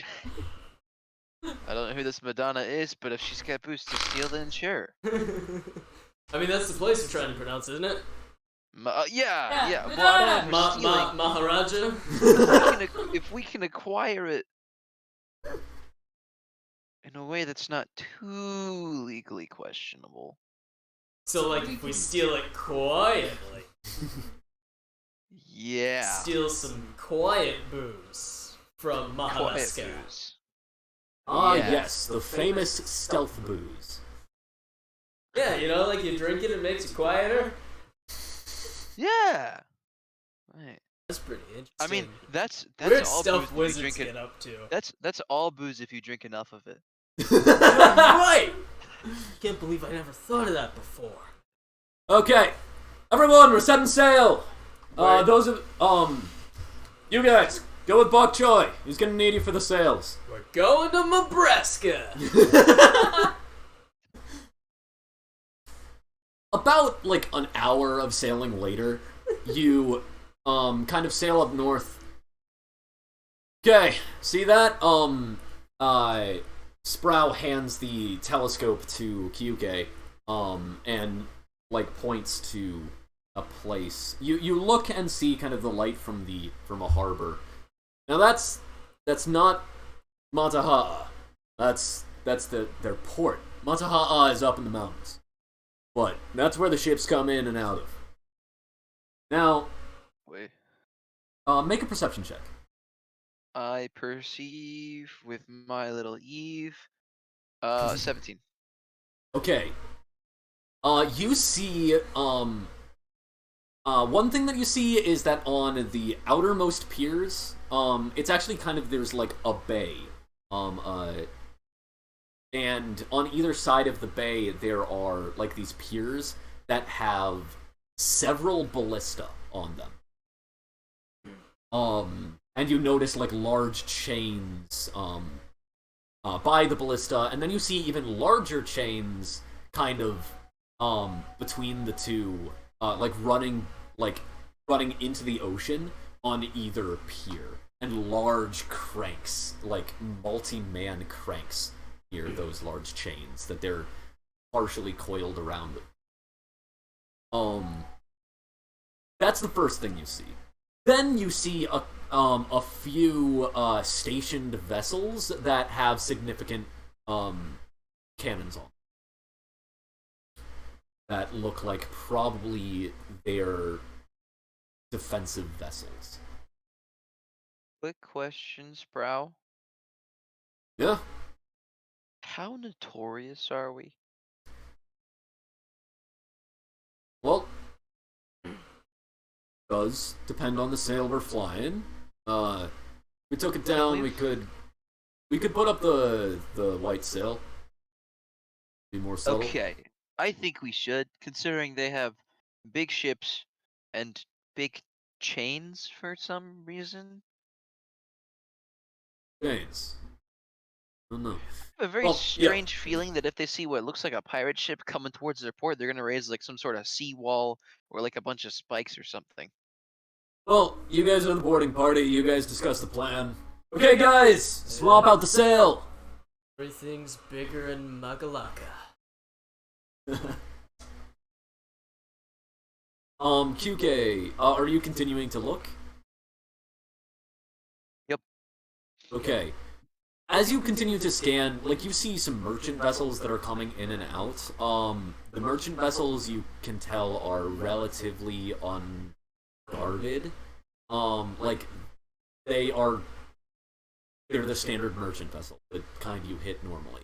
And considering you just did a raid against the capital, sure, it wasn't completely alone, and it wasn't, like, into the port of the capital, but you were hitting significant ships to threaten the capital. Yeah, the entire point of that raid was to threaten the capital. It was not to do anything else. You really got away with relatively minor spoils, but it was literally just a power move by Xingqi's empire to just scare the empire of Xiaolong. Yeah, so these shouldn't really be much of a threat, considering you just dealt with Navy vessels, even with the diminished crew. But those Navy vessels could be a problem. You might be able to outrun them. The Admiral is a pretty fast ship. It's those chains that I'm worried about. Yeah, you can't really, like, You see them, there are these large chains running into the water that are, like, next to these large coils, coils that are mostly empty, but other than that, you can't see anything about them. There are significant manpower and what looks like guardhouses, maybe barracks, nearby the ballistas and chains. Closest to the chains, in fact. We could always wait for a merchant ship to come out of there, I mean, that's true. Have we swapped at the sail and then yet? just go and steal their booze. The crewmen are currently swapping the sail. I think we wait until the sail's swapped. We head in there like we totally belong, right? We sneak off the Right. ship, sneak onto a ship, steal all the booze, sneak back onto our own Right. ship, load all the booze, Uh-huh. leave. Huh. Sounds good to me. Right? Right. Yeah. Right. We are. So we need an alibi. We were here on the ship drinking booze. That is definitely ours. I think that works. Cool. We All didn't right. steal it from the Madonna. No, we did not. We did not steal it from academia. We're good. We have never, even though we're docked here, we didn't actually set foot in Maracas.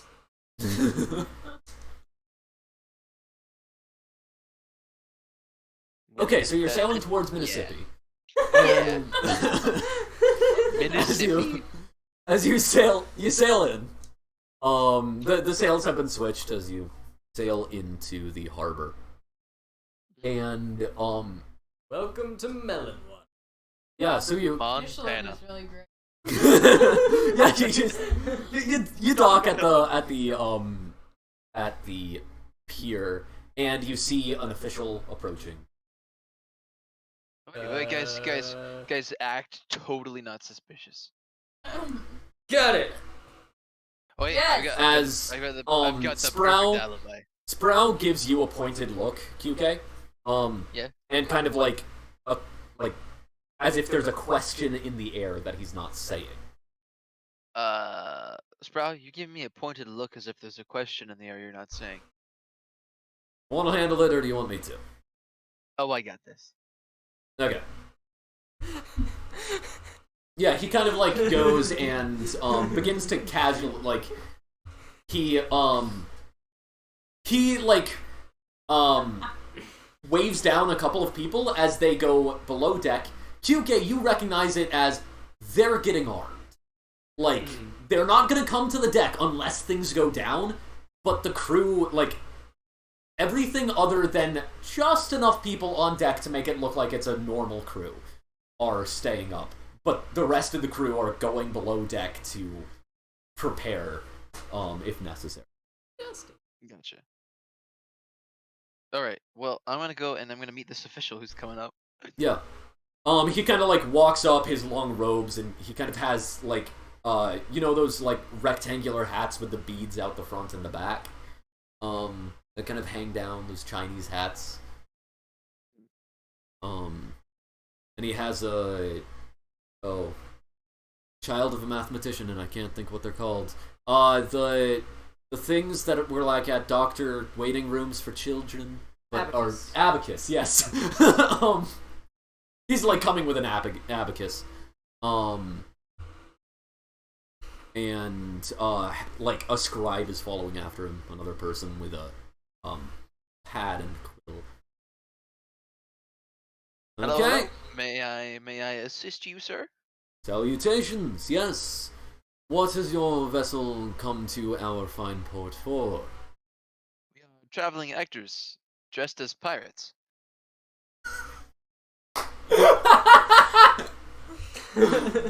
Okay. Yes. He kind of raises an eyebrow. Okay then.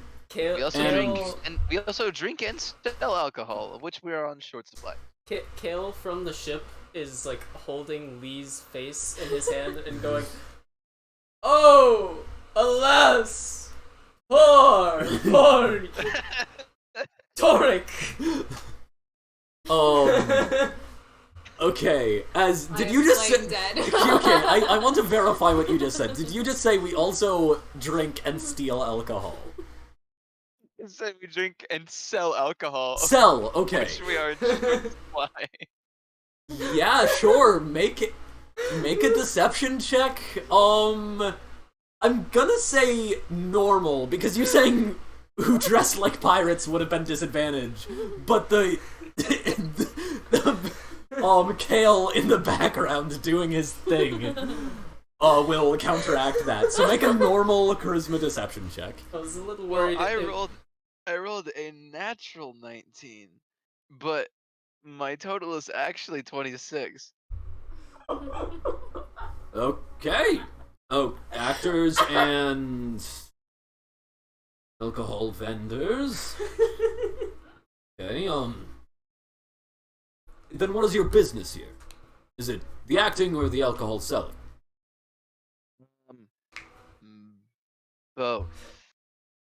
Okay, then you will have to pay the Actually, docking fee. There's a third item there as well, and it's alcohol consumption, but we'll let that slide.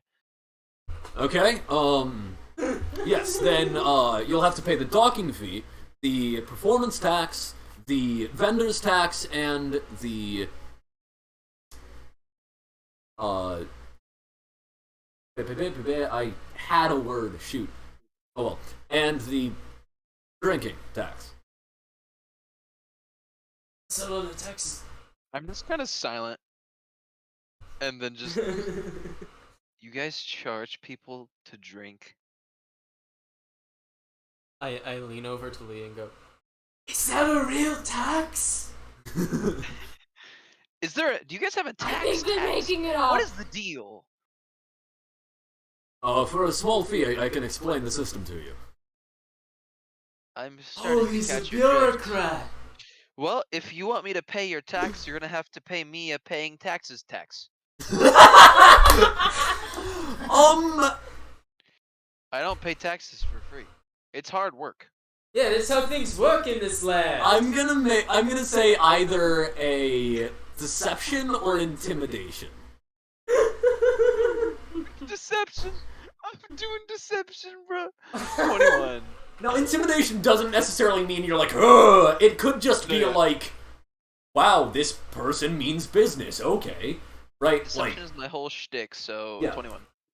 21. As he's like, all right, and okay. So, by what sovereign does that tax apply?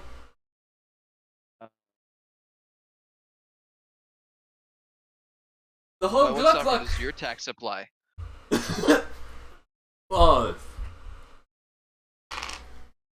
Make a deception check with the hug luck luck.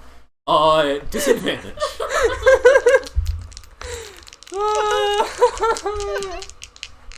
Oh boy.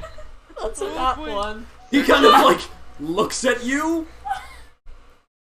Sorry, I'm a little inebriated. I meant. Okay, add the shenanigans tax. He like looks back to his person. Sorry, I'm The a little shenanigans tax is illegal. inebriated. Now, I meant. clearly. Clearly. Yes, sir, if you, pay the, questioning fee, I can tell you by what sovereign we collect our taxes. I'm But sorry, you have what to is pay us. What is the combined total of all these taxes? Let me see. He kind of, like, flicks his abacus a bit. Yes. That is an amount. What is the docking fee? I can't remember what docking fees are off the top of my head. So I can't even think of what it would be. Okay. Let's go with that.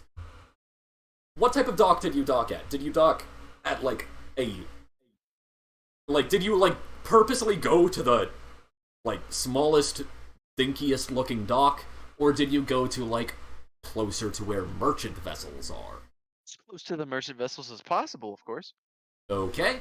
Well, docking fee would be 1 gold. Then you have the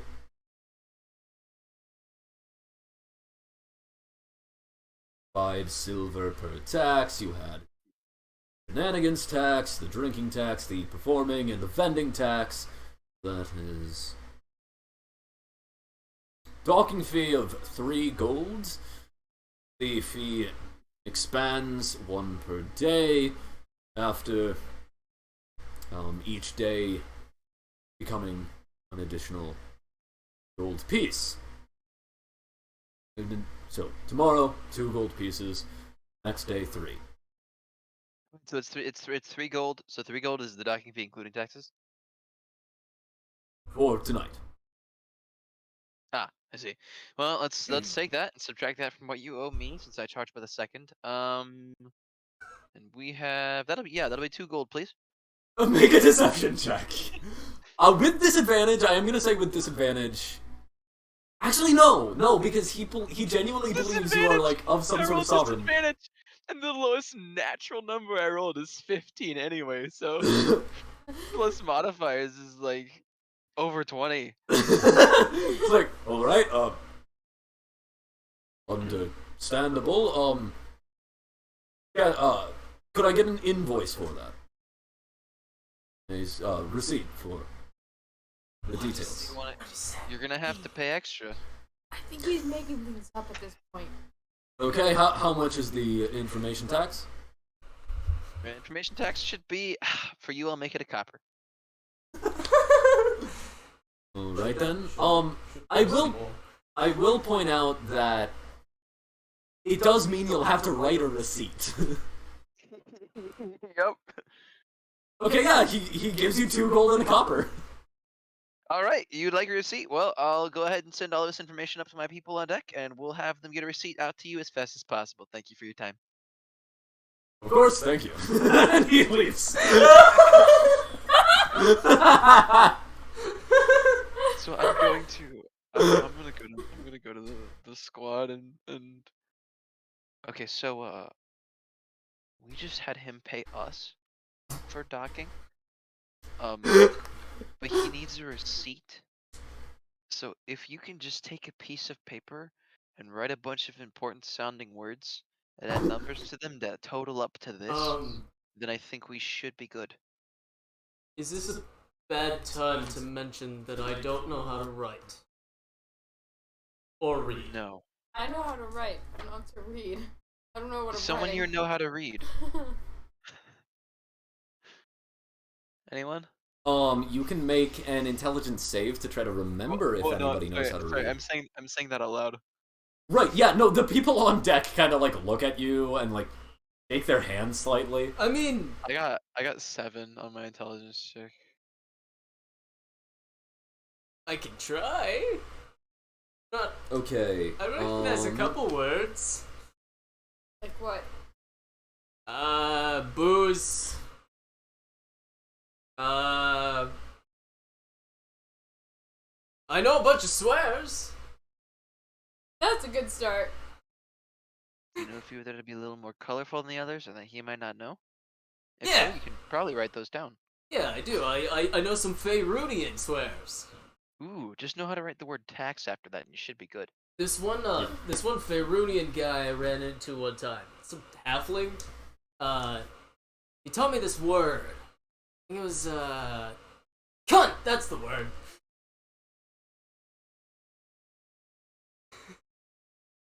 Okay, yeah. So make a forgery. With advantage because we're working together. Because I know the words and he's writing them. No, not with advantage. No. You make one person. I was gonna say disadvantage, but yeah, if she's helping, yeah. Darn it. And I'm assuming you're not proficient in forgery, kids. No. So this will be intelligence based. Cool. That's -1. 7. Okay, you make the most official document you've ever seen. Looks perfect. I hold it up to Kyuke and go, doesn't it look great? It's just 5. It's just 5 document I've ever seen. It's just 5 swears in a list with a price next to them. They're all foreign swears. They're all but... like Faerunian words that like they're completely foreign to you. Oh, that looks. They That looks look good. great. I'm gonna Proud go of with it. this. We did a great job, Lee. We did. We should do Okay, this Go professionally. down and- Yeah, we should be bureaucrats. I'm gonna go down and give this to him and Good see if we can people steal pay us. some booze. Alright, yeah. Okay, yeah. So, are you guys gonna like? You guys were gonna try to sneak onto a different ship, correct? Yes. Oh yeah. Yeah. So, I mean, Making you cause can a make distraction. you can make investigation checks to try to figure out which ship would probably carry booze, or you can just hope. It's up to you. I'm gonna hope. Yeah, Okay. I'm gonna hope to. Yeah, I'm gonna hope. Sweet. Yeah. Yeah, so you go, like, walk down the deck and, like, go to the next dock over and continue on. Alright. Yeah. Can you smell it? Can I smell it? It's salty. Ocean. Alright. I think so. I'm aboard. QK, I have a question. Yeah. Since you're kind of like, smart one here. Should I, like, make things easier for you guys? Should I cause a distraction? Like, What kind of distraction? set something on fire, blow something up? You can start acting. Make it part of our set. Yeah, I mean, we're supposed to be booze actors, so, like, I could get, like, 1 bottle of booze and do, like, fire tricks with it or whatever. And, like, You do some fire tricks and accidentally set something yeah, on fire. yeah, and, like, accidentally set something on fire, cause this big distraction. And just on the I'll other try, side of the dock. I'll try to put it out and yeah. accidentally Like, make it worse. like on the other side of the dock, so they'll run towards it and away from here. if anyone tries to arrest you, just charge them for it. I have a very strong feeling that's gonna work. Yeah. Yeah. They'll never see through our Just be like, receipts. you caused this problem. You had a bad building code. Yeah. How do you know what a building code is? Mama told me long time Yeah, ago. how do you know? And it? this is the exact reason why the pirates are not building Neo-Tension. It's like, how do you know what the building code is? It's in code for a reason. As It's a secret code builders use, right? I'm gonna. Yeah, it's like thieves' camp, but for construction workers. Oh no, he's speaking building code.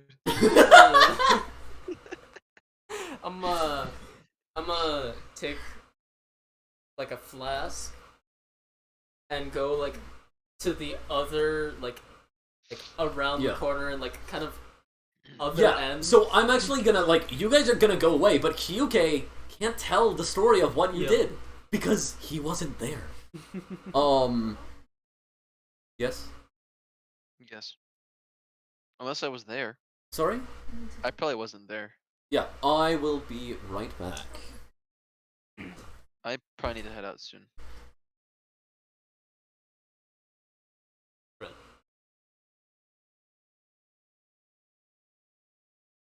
I can see this go down.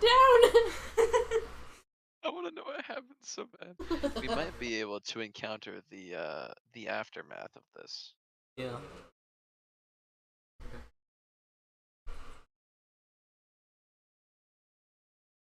Okay, yes, I am back. Yes. Will you need to be going before 2300? Like, how long till you need to be going? I'd say just soonish. I don't have like a set time. Okay, yeah. It's getting kind of late. Yeah. We normally aim to end before 2300. Yes, so okay. You wait. And then a gout of fire happens. You are alone, to be clear.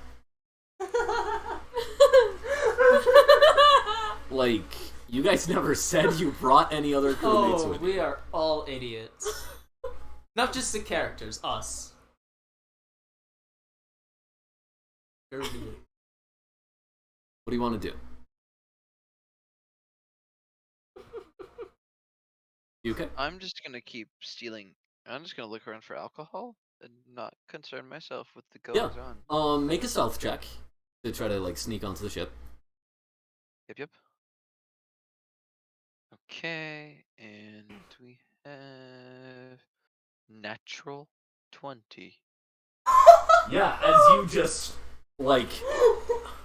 slink onto the ship into the shadows where you are very comfortable with, and yeah, slink out of sight and disappear.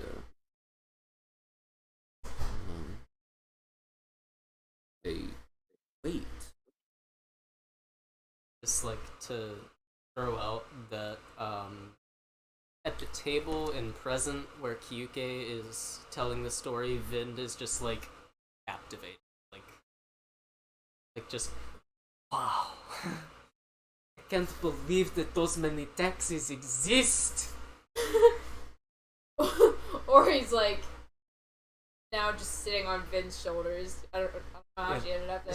She's just like pressing her arms on his head, like, ow! I want to see the fire. So Kyuke, what is your carrying capacity? Crap. Remind me once more. How do I calculate this? I need to have it down somewhere. Your strength times 5 is your encumbered capacity. Strength times 10 is your heavily encumbered. Strength times 15 is your maximum. Then my maximum is gonna be 150. Okay. Yeah, so you can... encumbered is 50, heavily encumbered is 100. Yeah. Have you worked out your equipment weight? No, I have not. Okay, do that at some point, not now.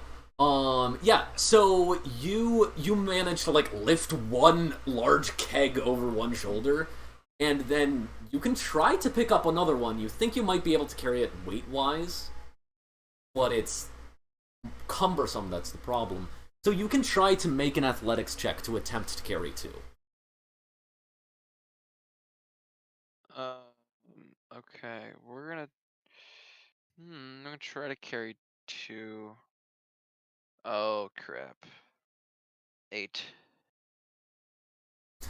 Yeah, so you, like, attempt to pick up the other one, and then, like, it just means, like, you kind of, like, hurt for a bit and then have to drop the one you're carrying as it, like, onto the ground.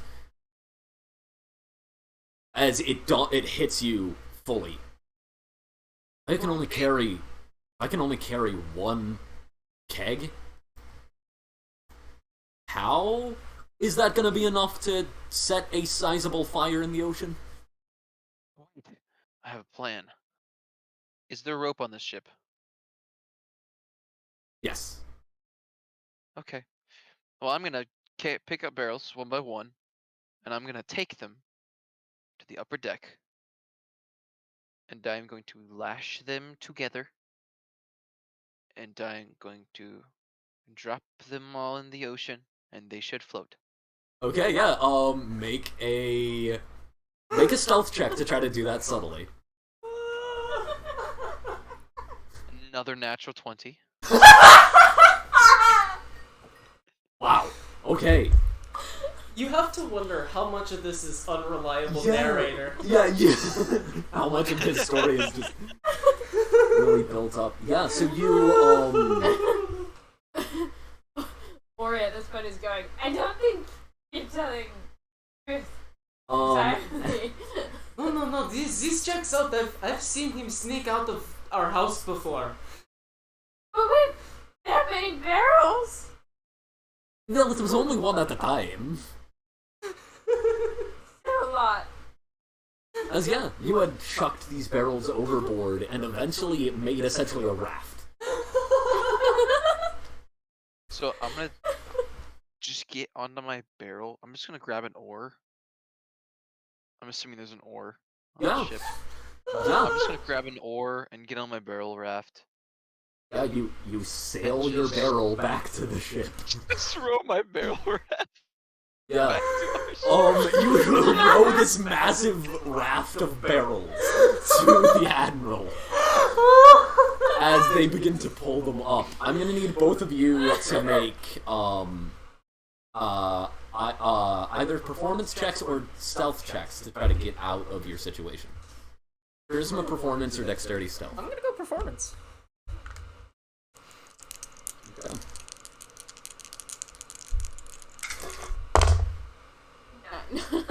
Okay. Was that stealth or performance? Well, it doesn't really matter because you. Yeah. 8.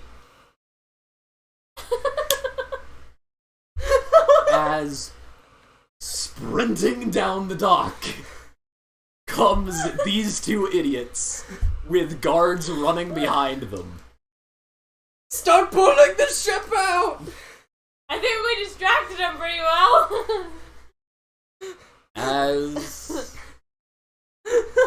yup.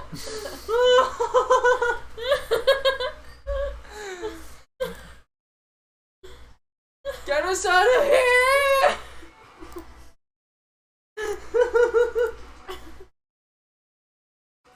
As yeah, you begin to run and Sproul like gets the ship going. As you begin to sail off, you see one of the guards take something out, point it to the sky, and as a flare shoots into the sky, a red flare. As celebrating us. As Hey, then our acting was good. you hear from the crow's nest. They're pulling on those turn thingies. Should we stop that? Yes.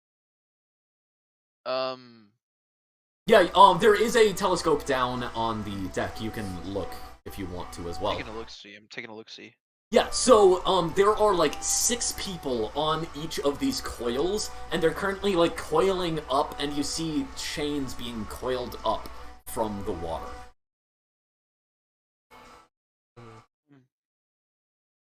Can we... can I shoot at them? Are there pistols or something? It's a pretty long ways away. Like, it's a long range for a pistol. Gotcha. Is this harbor like in a bay? Yes. Is this like a little cove? Yeah. How far are we towards the end of the cove? How close are we? You... Like, as you are kind of, like, going forward, I'm gonna say 300 feet. Nice. About. The only thing we can do is go faster. Do we have cannons? Yes. There are cannons on either side, as well as the 4 cannon, which is a large cannon, that can be changed out for a flamethrower. Is there something in the water that I can see?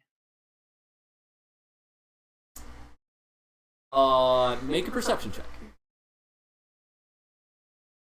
I've got an idea. Actually, no, sorry, it's just a flamethrower. 17. It's a flamethrower that can essentially shoot a fireball or third level flaming hands. Essentially. 17. 17's Perfect. 17? Okay. Uh, Yeah, so as you are looking, like, into the water, you can actually you begin to see... Yeah, no, this is like a net of chains. It's raising at both sides of this bay. That's gonna block you off. Okay, I've got an idea. What's your idea? So the people that are like pulling the thing up, right? Yeah? We cannon them. Shoot fire at him. Like we could use the flamethrower cannon on the front of the ship and like just blast them. Hook We're him. gonna have to swing. We're gonna have to swing around, but we can try. Me.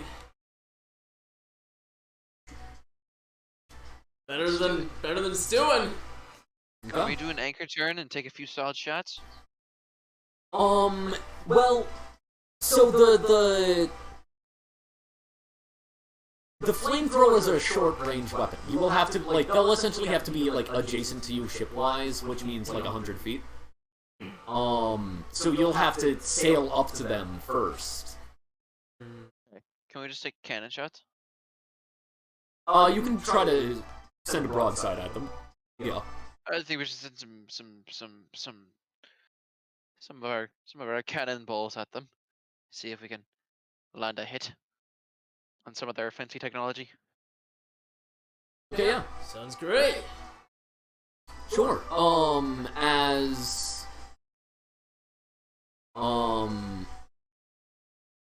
Yes, go ahead.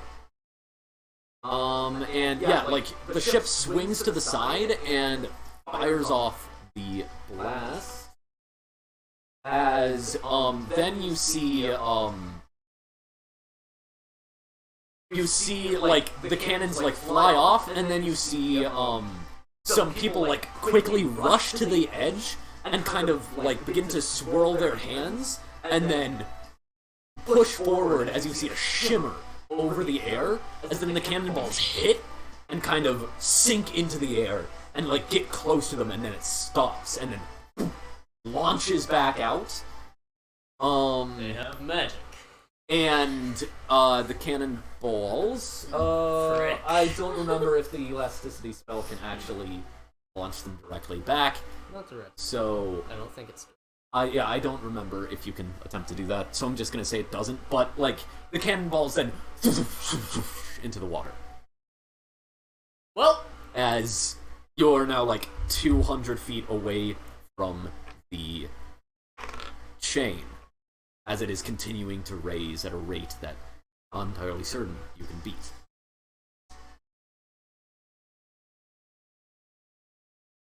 Guys, I think the only chance we have is to just keep going towards this and try to get through. yeah. Are we at full sail? Yes. That we are. Can the sails get any fuller? You can try. What? Do you have any more sails that we can just hastily use? Do we have a bed sheet? Do we have a bed sheet? Can we get some crew members to hold a bed sheet out stretched in the front of the ship?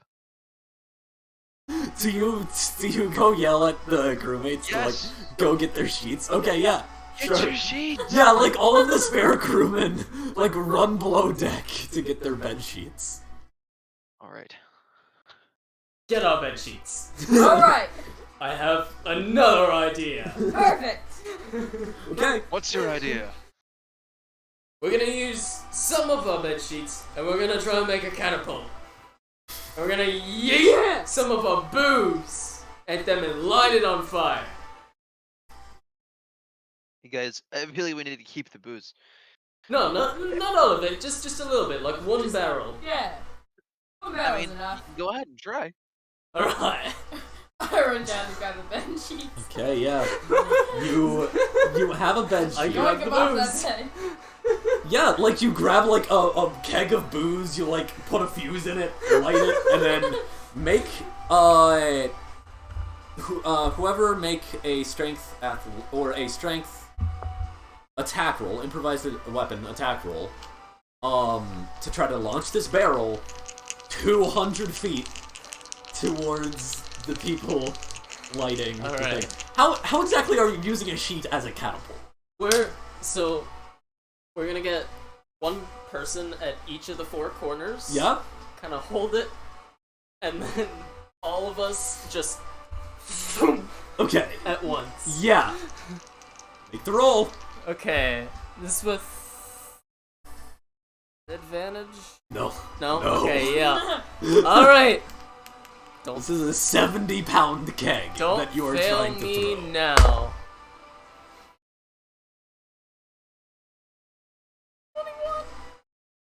Okay, yeah, as you, like, swing back and you launch this thing. I don't and know that that's enough, but... wow, this thing is sailing. As it splashes into the water 60 feet away. Yeah! Yeah! Pretty far for a keg, you hear Sprouse say. Alright, guys. Now I have another Look idea. at your sheets. Let's Oh goodness. As yeah, like let's shoot the keg and hope it explodes. it is 60 feet away. It is farther away from than it is for you. Can we use the flamethrower? Yes, technically. That doesn't change the Actually- fact. Eh. Okay, I think QK's idea is better. QK, I want you to roll for use vehicle check, intelligence to as you're trying to organize the crewmates to make a makeshift sail out of their sheets. 14. Okay, there's a bunch of sheets being held up.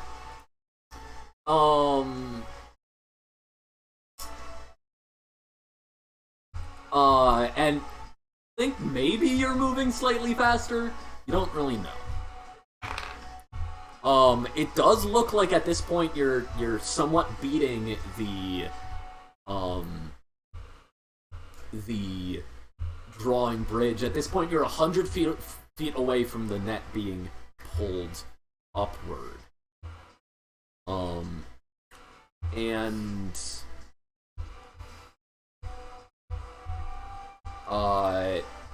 you think that if you can just keep going faster, just a little bit faster, if you just beat that thing, you can make it. I think we've got it. I think we've got it pretty much. What do you guys do? We're there. We're going at a good speed. Yep. Don't need to go any faster. I don't think so. We can try. Not Maybe sure how we- much there's gonna be for us to do. We could get rid of a little bit of dead weight if we wanted. Such as? Do we have anything in the hold other than booze? You have the riches you plundered from the capital to be tribute to Shang-Chi. Yes, they like money more or booze? I mean, what pirate wouldn't like booze more than money? But with the money, you get more booze. We could get more booze with more money. But we can't drink the money. We could melt it down and drink it. We could. That would be questionable. But kind of Selling it would definitely get us more booze. We That's could get what- rid of the cannons. Yes. Okay, you toss the cannons overboard? We toss a few of them. We need a few. At least. Like half of them. Okay. Yeah. Then you can make a used vehicle check at disadvantage. QK, for the bedsheet sales, you can make another used vehicle check. What am I using for that? Intelligence. Intelligence. Yeah. Cool. Or charisma. Oh, charisma. I'm gonna. Not you. Charisma. Not you. Your intelligence. I'm gonna go with charisma. Intelligence Disadvantage, you is gonna said? be Yeah, 11 disadvantage. then. 5. Yeah, so like, the crew kind of looks at you. We're not throwing our cannons! Why not? It's dead weight. I mean, do you want to get rid of the gold? Or That's gonna do nothing anyways, it's all or nothing with those cannons. So, do you want us to then get rid of, like, the booze that we came here for? The treasure we were supposed to use for Shang-Chi? We need to get rid of a little dead weight. We have sheets to hold up! As QK, what is your roll? My roll is 11. 11, okay. Come. Ooh. As, yeah, you guys, like, are sailing as you hit over the net, as you see it raising to the sides, as then you hear a kersh against the back, as then you into the water, and you're free. Hey, we made it! As the crew cheers, as then a ballista bolt hits in the middle of the deck. Oh. That's not good. Take cover! Sprout yells. Everybody make a dexterity saving throw, or what are you about to I'm do? gonna pull the ballista bolt out and very angrily, and then throw it back. Okay, make an attack roll. This is... Everybody else, unless you want to try to do something else, you can make a dexterity saving throw as a volley of ballistas are arcing downwards towards the ship. Dex save is 16. 16? Okay. Yes, 4? Yeah. As you're, like, standing there and you're like, ballista! As then it just into your foot, and you're like, ah! As Hyuga, you dodge out of the way. Most of the sailors manage to dodge out of the way. What was your attack roll? This is a dex, right? Because I'm throwing? Yeah, I'll give you a dex. Okay. 12. I mean, yeah. It does kind of make more sense for Kale to be strength based. Yeah. From how we've described him in the past. So would it be Yeah, strength then? yeah. Okay. Then in that case, it is 13. Okay, yeah, because javelins are strength. Oh, Yeah. nice. Cool. Not all thrown weapons are dexterity. Nice. All, like, drawn ranged weapons Yeah. are, but thrown Yeah. weapons can be either strength or dexterity if they're finesse. Yeah, so you chuck a ballista, the bolt back up, and it, like, hits against one of the bolts in the air as it, like, next to you, as it, like, kind of sails out and then splashes into the water. As you then hear, as you notice chains on the ballista bolts pull taut. Lee! Yeah. Pull him out. Yeah! Yeah. Okay, yeah. Both of you make strength checks to try to pull these ballista bolts out. As the crew Hey, 20. begins to try to pull them out as well, unless they are ordered to do other ones. 14, 20. Yeah, you guys pull out your bolts, and the crew is kind of struggle to pull out their own. Yeah. UK, do you do anything? I think we need to keep sailing. Well, yeah, but there are these ballista bolts are what are going to stop you from sailing. No, then I think we should stop the ballista bolts from stopping us from sailing. Okay, how? By...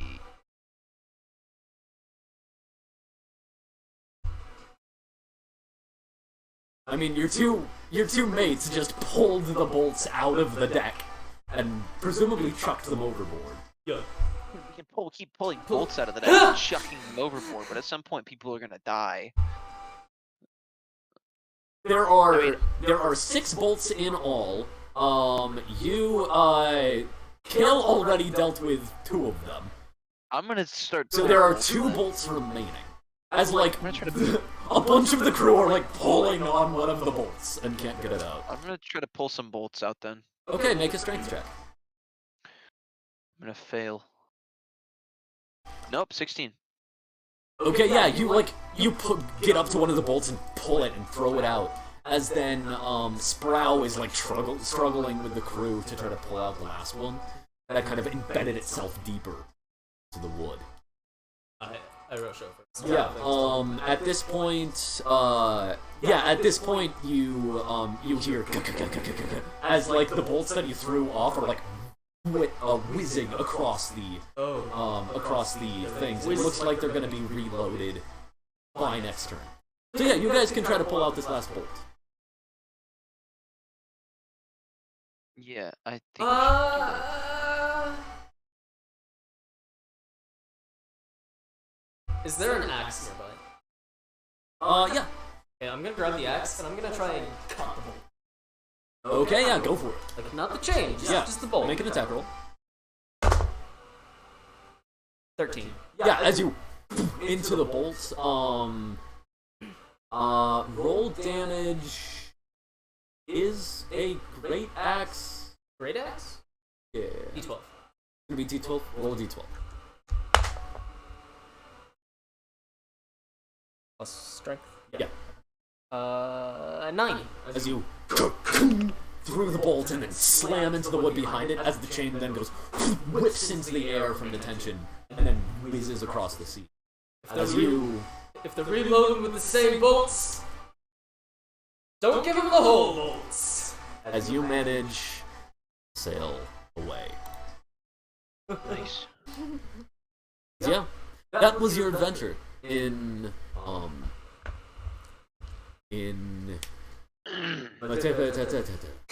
Mahalasa. Anyway, so that was how we almost set an entire island on fire. Wow, I wish I could have been there. that sounds entertaining. You have to wait until we get to go on exploits.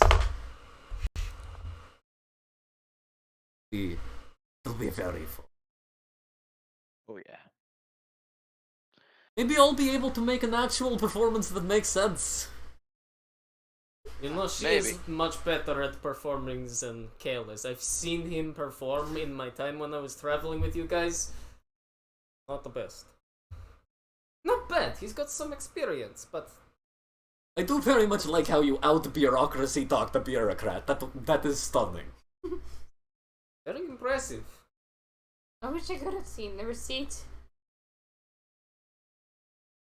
Beautiful. Poetic. Yeah. Ferunian euphemisms usually are fairly poetic. QK, you never were told how well the receipt worked.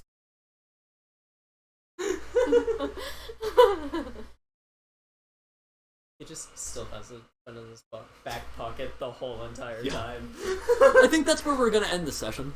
It was very fun.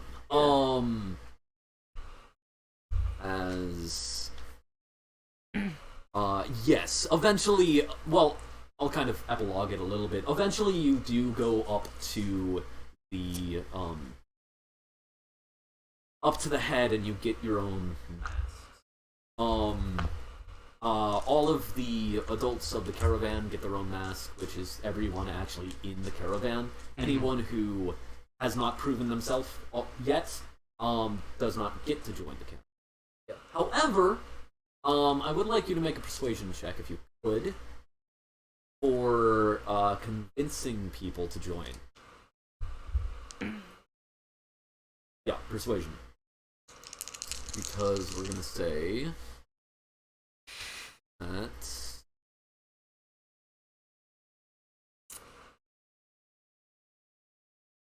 Yeah.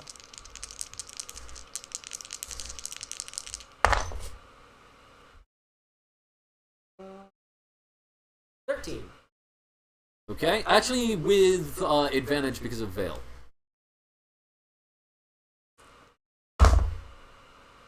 13. Okay, yeah. You managed to get a sizable amount of people interested. You'll end up going out with a I'm gonna say a crew of 60. So you can man 20 skiffs. Nice.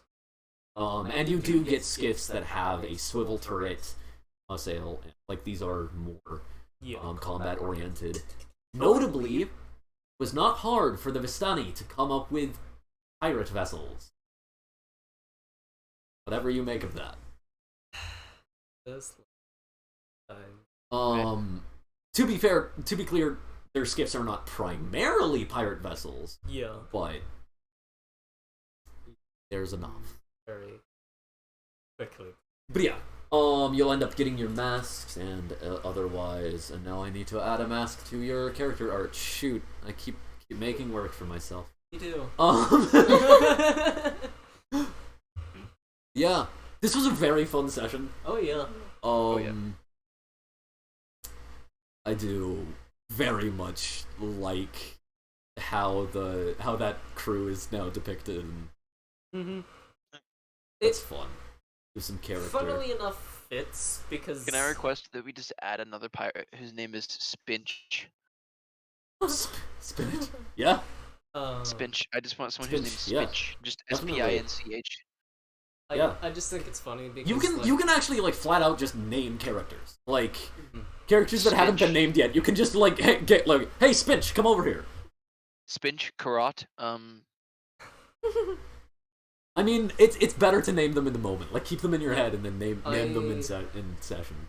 I just laugh because them all ending up being very himbo-ish and not the brightest is funny because when they were stuck in the caves, Kale was the one that was with them of the like Admiral's crew. Yeah, he was. And he like constantly was like asking questions. Yeah, he was like, hey, what? Yeah. Yeah. He didn't question when Vind was like, oh yeah, no, we like absolutely were like heroic. Yeah. I forgot that Vind convinced Uncle Funkums that he died. Yup. Good stuff.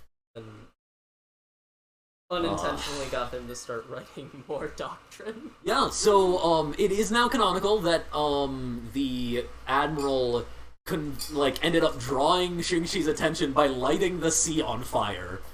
And then a mix of the tribute and the cool sail ended up turning the Admiral into one of the scouting vessels. To be clear, the ship, the western ship, was definitely the Peregrine. Oh yeah. Can the Admiral canonically leave a trail of fire in its wake now? On the water. Yeah, Because, activate that in the middle of combat. It works with alcohol, but I mean there are not actual water oceans yet. There are large lakes, but there are not water oceans. And considering most of the ships here fly, or are balloons, and therefore fly. Over one of the balloons and drop the flaming alcohol on them. That's actually fair.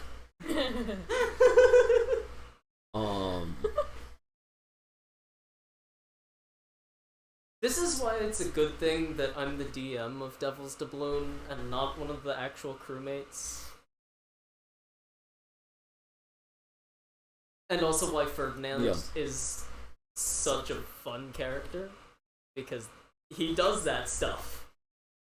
That's we did the last one we did with the fire. Yeah, he's about exactly. to fire himself out of a cannon. Yeah, exactly. Which is beautiful. And then they were encouraged to not fight. So Dang it. but I mean that does mean that you're essentially the inspiration for the Ferdinand is the inspiration for the Peregrine getting a man cannon. A cannon specifically designed to shoot people. And you just know he was the first one to use it when the Peregrine did get it. Oh, certainly. I'd love to play some lore and decide when they decided on the teleportation circles as well. Yeah.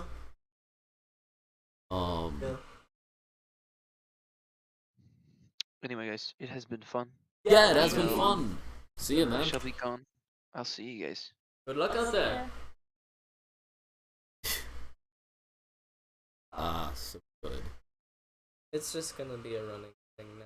Even when Kale is an NPC, that he's gonna go, I have an idea! And everyone's immediately gonna go, Yeah. Except for Lee, I guess. Except for Lee. Yeah! Lee's gonna be like, that's a great idea! Yeah, he's kind of I love the kind of a bit more timid and kind of introvert himbo. Yeah. Is absolutely lovely. Yeah. My favorite one was Lee! Pull them out? Yeah. It was very good. Because I was gonna be like, pull them out, and then I was like, but wait, did Lee get stuck on one, or? And then I was like, No, he was I don't think I actually caught what happened with him getting hit. Yeah, no, it was just part of Lee's foot is gone. Yeah, whether he ends up having a wooden prosthetic for half of his foot, he has wooden toes. Lee of the wooden toes. That makes that line 10 times funnier. He just pauses and looks at the bloody, like, puddle that's forming, Yeah. and he just goes, Puma, got it! Yeah. Just, like, so adrenaline-driven and nerve dead, he just doesn't feel it. Stunning. That makes me want to make a character who's nerve dead. And I, as the player, don't know what my hit points are. I'm so glad that the only thing I planned about the backflash was that you guys would be at Exibel. Because just you guys deciding, oh yes, let's go on a booze raid, for one, is extremely bok choi's crew. So on brand. So on brand. And secondly, like, I would love to explore some of the other crews at some point, like, exploring the Vistani AHR crew to a point where, like, trying to get their, like, kind of vibe, and getting some of the, like, the other pirates' vibes as well. Because so far you've been on, like, Revenge Quest ship, Drunk ship, and those are the only two. Yeah. Which both are normally drunk. Yeah. Or at least their captains were. Yeah. But If we end up... If Jeet is still around at this point, grown-up Jeet, bringing him. I want to see grown up G. yeah, like, I mean, I think I'm gonna allow people to use their sidekicks as, like, they can choose, like, one of the sidekicks they played in these backflashes to bring with them if they want. But they're going to be, like, a little bit more, like, much more ensemble cast. Yeah. Where, like, they'll be much more in the background and stuff like that. Like, pretty much anytime there's anything going on, it's like, oh, go fight the random minions that don't have anything to do with the story. And then you guys will, like... Yamcha. Yes! they'll take on the, like, unimportant stuff, the, like, little distracting things. Yeah. But for, like, roleplay and stuff... and there might be some scenes where, like, you're like, okay, so since they're technically here, I'm gonna use them to do something specific. Yeah. But unless you as a character are like, I'm going out of my way to pull them into this. Not as you as a player, your character has to do it. Otherwise they will be complete background. We need information on, like, southwestern Karatur stuff. I know a guy. Very high-pitched voiced guy. Bit of a child. Very, young. he was a child when I picked him up, but he's a bit older now, like late teens, you know. I mean, probably just because of, like, how everyone else's time lines up, it would make sense for it to be much more recent. Yeah. Like, more over the span of, like, a year, maybe two. So it would still be, like, mid-teen at the... He went from 10 to 15 in no time. Why are you aging so fast? Well, you see, I'm half Aarakocra.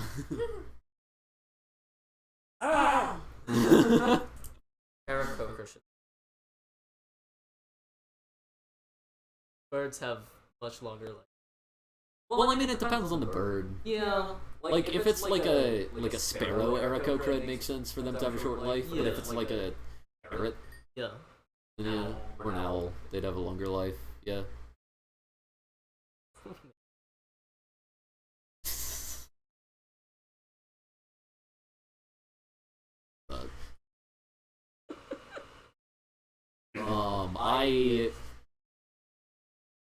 I need to, like, start just being like, yes, they're, like, just kind of dropping in all of the different races that are in the pirate crew, because they're totally, like, Gith and, like,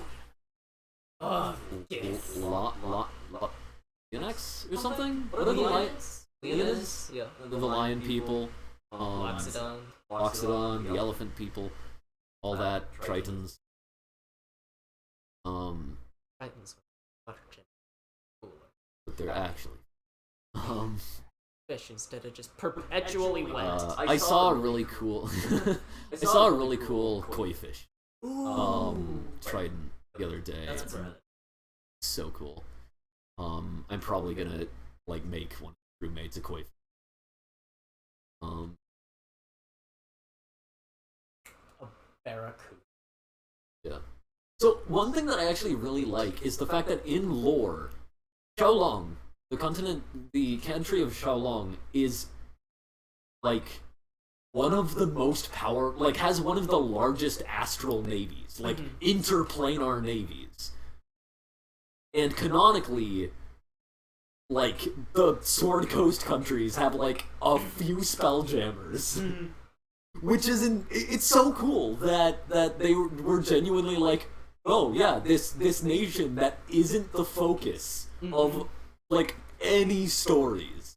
Yeah. This one that it's not in the Europe based one, they're the ones with the massive interplanar stuff. They're the ones who had the only planar port on Abier Toril. Good job, Wizards of the Coast. Yeah. Like, good job on that. Kudos. That was great.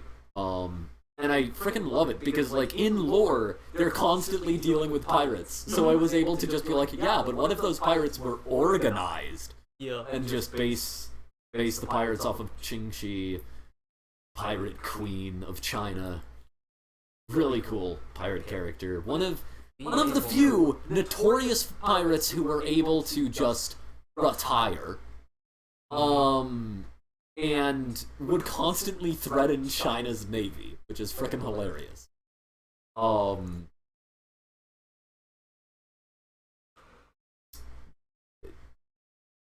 Yeah, it's I love this so much. Having so much fun. Maybe later we'll get to have some plot. Yeah.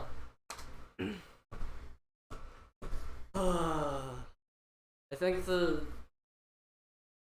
best thing about this interim period is it really, especially as we have multiple new players coming in, really helps establish character relations.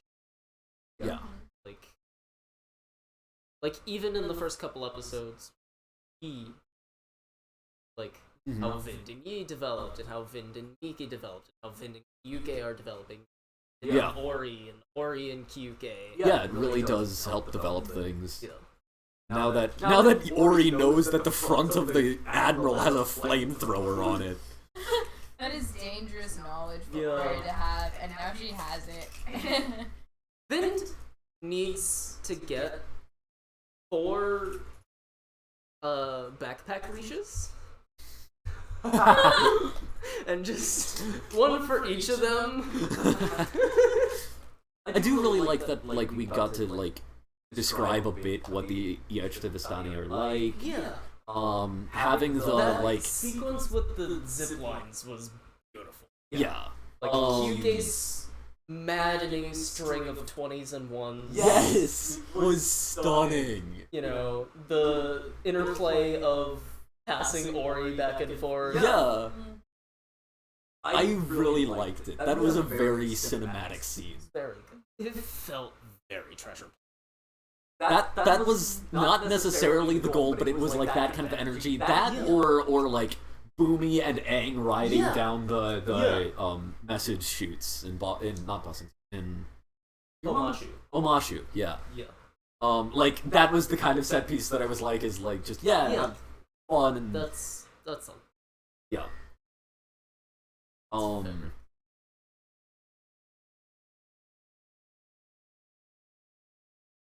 I really enjoyed that a lot. Give me can't remember, but in BioShock Infinite, the like Yes. Yep. grappling things. Very much like hook that. on Yeah. Yeah. Which I just I was trying to think of like when I was like describing it, I was of the hooks. I was like, how can I describe in between the hook from BioShock Infinite and the like hook blade essentially? And And I really like the concept of like the carabiner kind of thing, that's- where like you can like pull a trigger It's to a release very it or good, whatever. like, magic. Yeah. Which I'm just gonna say, like the EH Vistani just kind of have those hooks with them. Yeah. I also like the fact that it's now determined that the EH Vistani do not use a ship. Instead, they just use like a flock of skiffs. It's like the like Russell. Yeah, like That's Russell. Like yes. Russell, who instead of wild shaping into one animal, wild shapes into a swarm. Yeah, exactly. Which I absolutely love that image. Like other ships having like a normal naval battle,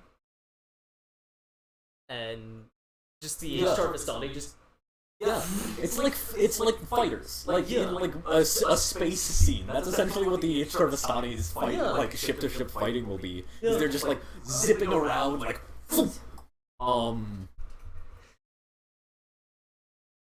great.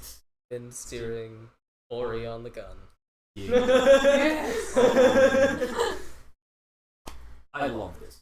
This is great.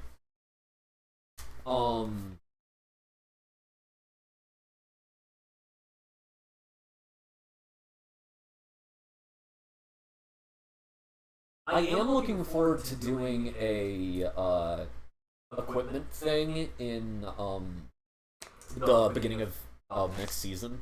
Is just like have like that scene where you guys go to the armory and get to choose out things, because like QK chose a bunch of pistols, a lot of pistols.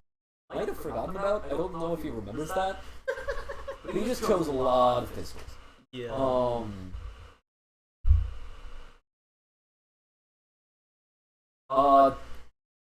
Yeah. Next session is going to be entertaining. I hope everyone can make it next time. Because next time is the one time where like everyone's travels are you're all in Lieping at the same time. And I really want to see how that goes. I'm probably going to have the framing device. Whether or not our guest player can come play Uncle Funkums, I'm probably going to have the framing device be something to do with Uncle Pirates. Because you just gave him a scarf and said, "You're a pirate now." And he's a captain of a pot. Goblins on the H-Star Vistani my- crew. That's what it is. Each skiff has an equal number of each H-Star Vistani and goblins. That's a plan. That's amazing. The H-Star Vistani like helm up the ship and like organize as much as the H-Star Vistani organize. Yeah. And have the goblins like running the guns. And they're goblins as well. So they could actually be like channeling the breeze to like make it that you never will have the wind. You'll always have the wind behind the ship. So they can just be going at full speed constantly. Really cool. That is freaking awesome. That's the plan now. That's amazing. I love that. And I'm totally gonna give like the pirates Just imagine parachutes now as well. one ship of Ori, Vind, Vale, and Uncle Funkum heading a fleet of, or miniature fleet of skiffs manned by similar types of crews. Yeah, just 30 skiffs just going boom, like flying in geese formation with the flying V, and then just scattering out. Because the thing, like basically the engine of these ships being goblins, it would sound like a TIE fighter. It's just a goblin going so just, and then it's just I do love that concept of just the goblins going. Essentially, they're just going wee constantly. And you just go by and just like. This is the plan. This is a joint effort of Vind, Vale, Uncle Funko, Oh, that's and absurd. Dunkel putting together That is absurd. joint crews. That is absurd. Beautiful. So good. We will be jealous of all of them. Well, definitely look forward to seeing that. Yeah! Thank you for watching, and please have a good day. Farewell.